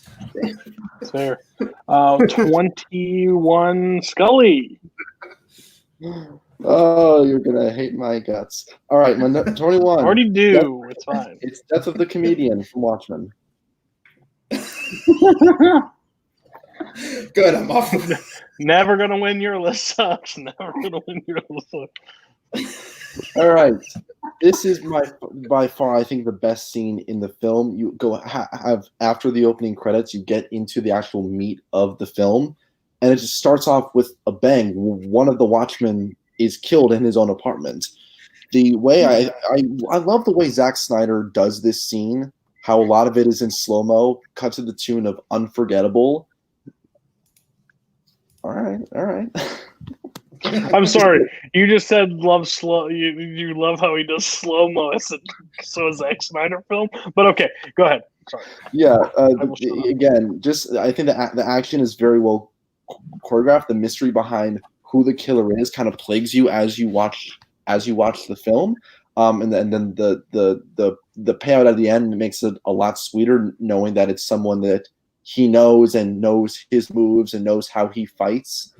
So yeah, I love this scene. Kicks off the movie after the credits. It's the best scene from Watchmen. Scene happens after the opening credits. Yeah, that's what I meant. After the opening. Before. No, sorry. Before. I meant before. This scene happens before the times they are changing. Oh, this is the opening scene of the movie. Yeah, this happens before times they are changing. Okay. Well, then I mix it up. Then. No, that's fine. No, it's still a really good scene. Sorry. Yeah, sure, Robert. I was fact checking. Did you have this movie? Did you have this? Fine. No. I pay somebody $0.00 to fact check, and no. But anyways, yeah. So it's I tie both of this together with the opening credits. I know they're two different scenes. Don't get me wrong, but like that's the one part of this movie that I'm okay with. But like, it's still like I don't like the slow mo. I hate slow mo in a film, honestly, unless it's like Quicksilver running or Dread. Yeah, like I don't know. I don't fucking see Dread. I just it happened, and I was like, I don't know about this. And then the credits happened. I'm like, okay. And then it all happens. You're not gonna help me with this at all. Like, I don't fucking like this movie. And if it keeps appearing, I'm gonna keep crying. So, everybody else on the death of the comedian. I might have to throw in the Blu-ray and fact check myself, but I am pretty sure that this happens before I think the this opening happens credits. and then the credits start. Yeah, because you see the button Koho fall. saying yes. Koho saying yes. You see the button fall, and it cuts back to the death of the comedian, and then it goes forward into the times there are changing, and we see the minute. Like, I'm pretty sure this happens beforehand. But still, it is a very good scene. So puts you in the world. It sets up the mystery very perfectly. Jeffrey Dean Morgan is really good in this scene. There's just, if I was going to pick top 5 scenes of this movie, it might not happen. But yeah, I'm pretty sure this is the scene that opens the film. Jeffrey Dean Morgan, is the comedian, right? Yes. Yeah, he definitely dies before the credits. I've seen that part like 45 times. I just can't get past that. Like, I had to. I had to make sure I was actually right. I click on. I'm like, I need to watch this for opening. Nah, I'm gonna turn it off. So what does everybody else think about this scene? Shows a lot that a lot of people have the beginning of this movie, but not a ton after. Scully had the final scene of the movie in here, today. We all know that Scully has problems, and we're working with him every day to make him better. Everybody else, go ahead. I guess. Well, it is a great. I mean, I guess I put opening scene. I obviously meant the credits, but either way, this is. I mean, it is a really good. It's a very iconic scene with the blood dropping over the smiley face. The icon of the Watchman. So. It's very well shot, and it sets up the movie like it should. So I enjoy it. I just like the opening credit scene a little better, just because I think it sets it up that much more. Meh. Okay. Meh. I appreciate that it creates all this intrigue for other people. However, I couldn't give a shit who killed him. It's clearly someone with superpowers. No one else could have done it. Or superpowers in the Watchmen world, meaning you're slightly better at fighting. But there's so many of them, you don't know who it is. There's like 4. There's literally like 4 of them. And 3 of them are trying to figure out who it is. So I wonder who it could be. I just feel very meh about Watchmen in general, and this is like the kickoff to how I feel about Watchmen. I think it's beautifully shot, as most Zack Snyder scenes are. I think visually it looks very nice, which is more convenient. I took 2 midterms. Thanks, Michael. Thanks, today, guys. Michael. Jesus Christ. Wait, is it? There's Okay. more credence that Zack Snyder could be a You're by the house. cinematographer, not a. I'm about to yell at Koho because if you pay attention to the screen, you pull these comments a lot faster. Anyways, okay. Anybody else in this fucking movie? Can we No, finally? we're done. We're done. Is Watchmen coming up anymore, guys? No. Can you tell me about No. that? Actually, No. Good job, guys. I'm proud of you. We're done. We got them all out. You can't say it's meh and then okay. Okay, so Actually, I'd like to put in the Hallelujah sex scene as my number 2. Can I still change that? Is that okay? We may do the Hamilton became 4th of somebody's Yikes. so any shit can happen. Robert, I think you're close. Thomas, that was your 21, right? Yeah. All right, Robert, close out the show. All right, my number 21 is from Age of Ultron. It is the opening raid on Strucker's base. Anybody? Okay, then I will talk about it.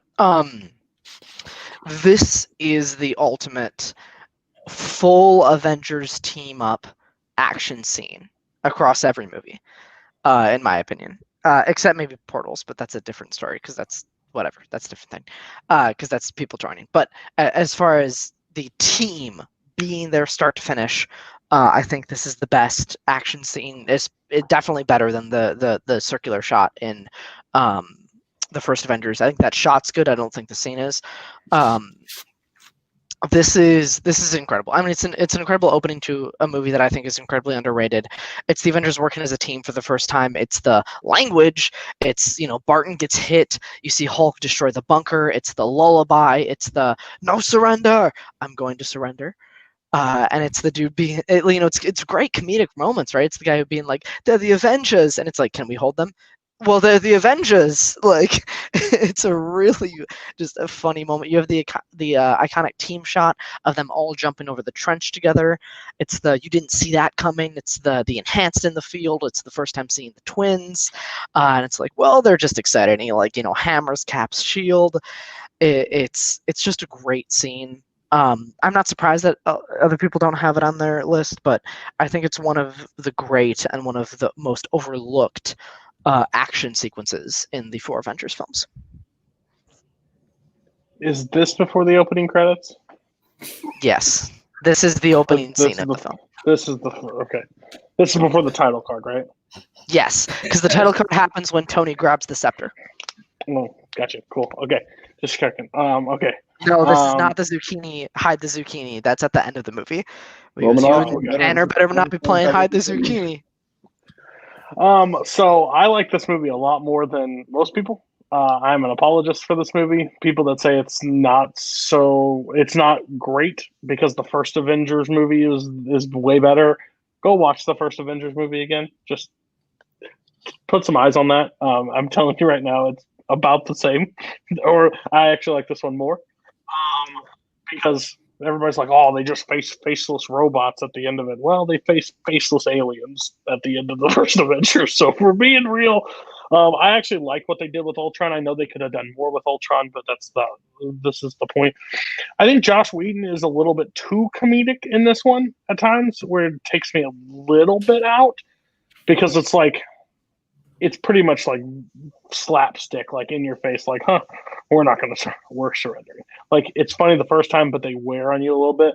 But overall, like, I like that entire first scene because you're right. I mean, of it, that's an actual team forming together, working together. There are some parts that I don't like about the opening scene because isn't that when we first see Black Widow like calm Hulk down with the lullaby? Yeah, the lullaby happened for the first time. Yeah. I can't stand that. Like, that stuff annoys me. But but I think overall, like, the language, Iron Man going into it, the first step of like the robots going to the thing and getting saving the civilians. Yeah. I think it's a very cool scene. I think it that this movie gets way too much crap, and I think the scene is honestly really good. Maybe not the scene I would pick from it, because I think there's a few other ones I would, but I'm appreciating Ultron being on here at all. Everybody else on the scene. I would almost, and it's okay that you feel differently, Robert, but I would almost say the same thing, that I think this is a good shot. That sort of the six of them jumping out. I think it's a good shot. At the end of the day, they're fighting faceless soldiers. No one does any. The only like specific action moment that jumps out to me is Cap like flipping over and throwing the motorcycle. That's the only. Thor hammers the shield, or when Hulk rams into a bunker. What ruins both of those? And it's okay that it works for you, but the comedy ruins it for me. Like, because someone take care of that bunker, and then he smashes the bunker, and it's just like, thank you. And I'm like, okay, make it. You just made 47 other jokes, but I guess that one's fine too. And then with the shield, it's like, well, they're excited. And I'm like, okay, we made another joke. Language. Oh, another one. You didn't see that coming? Another one? That's fair. The jokes get very old for me, and it sort of takes the scene down a lot. But I also like Age of Ultron a lot more than other people. And who knows, Cody? Maybe you'll get your wish in future episodes. Yeah, I have two kind of nitpicks with this scene, so I'm going to transform it into TWOHIG for a bit. The first one being that Alan Silvestri does not compose this film, so this scene I'm expecting the original Avengers themes, and I don't get that. I get Danny Elfman and I get Brian Tyler, which is fine and all, but I was, it's kind of overwhelming. Second, I going along with everyone else, I just hate the writing in this scene. It's like one-liner after one-liner after one-liner. It's like, my God, can you stop? Can you have an intelligent conversation with another Avenger without making a joke? Is that possible? No? Okay, next scene. So, I mean, it's just... Would you prefer the scene about fertility in the Barton house? Yeah, 100%. Okay. I mean, I would much rather watch this scene on mute and still have a good time rather than have it with sound. So, but I do enjoy Age of Ultron. I do like it more than most people. It's middle tier MCU in my opinion, but it's still really good. Yeah, I mean, just to wrap everybody else up, I do think it's a very overlooked scene.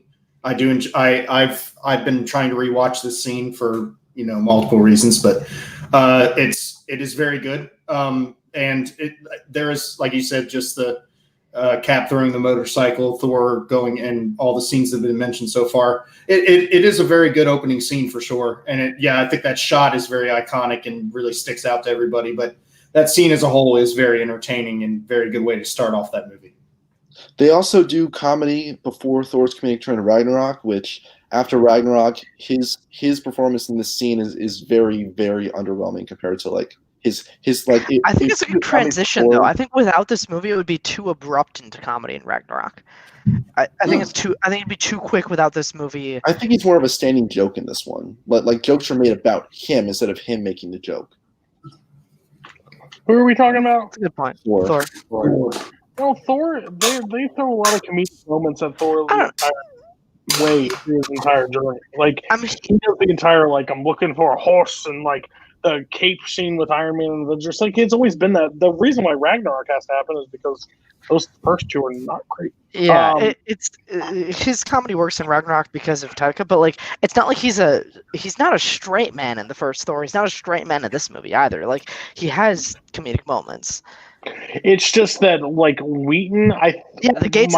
Tim, that's a great point. The gates of hell scream the screams of this is not made for mortal men. Like that's like that. Those are comedic moments that Thor has. Like he's not a straight man. They're very few and far between. But I'm saying most of the comedy seems more physical rather than verbal. Yeah. My take on this was Joss Whedon is pissed at the MCU at this point because there was a lot of shit behind scenes on this movie, and they threw joke a minute at this movie at times, and it works better than another movie that comes up later. That's a sequel, but not by much on certain comedic moments. I'd actually like this movie more if they took a lot of the jokes out, because that's not what I need from the Avengers. Like Tony's snarkiness, like as the comedic moments are enough for me.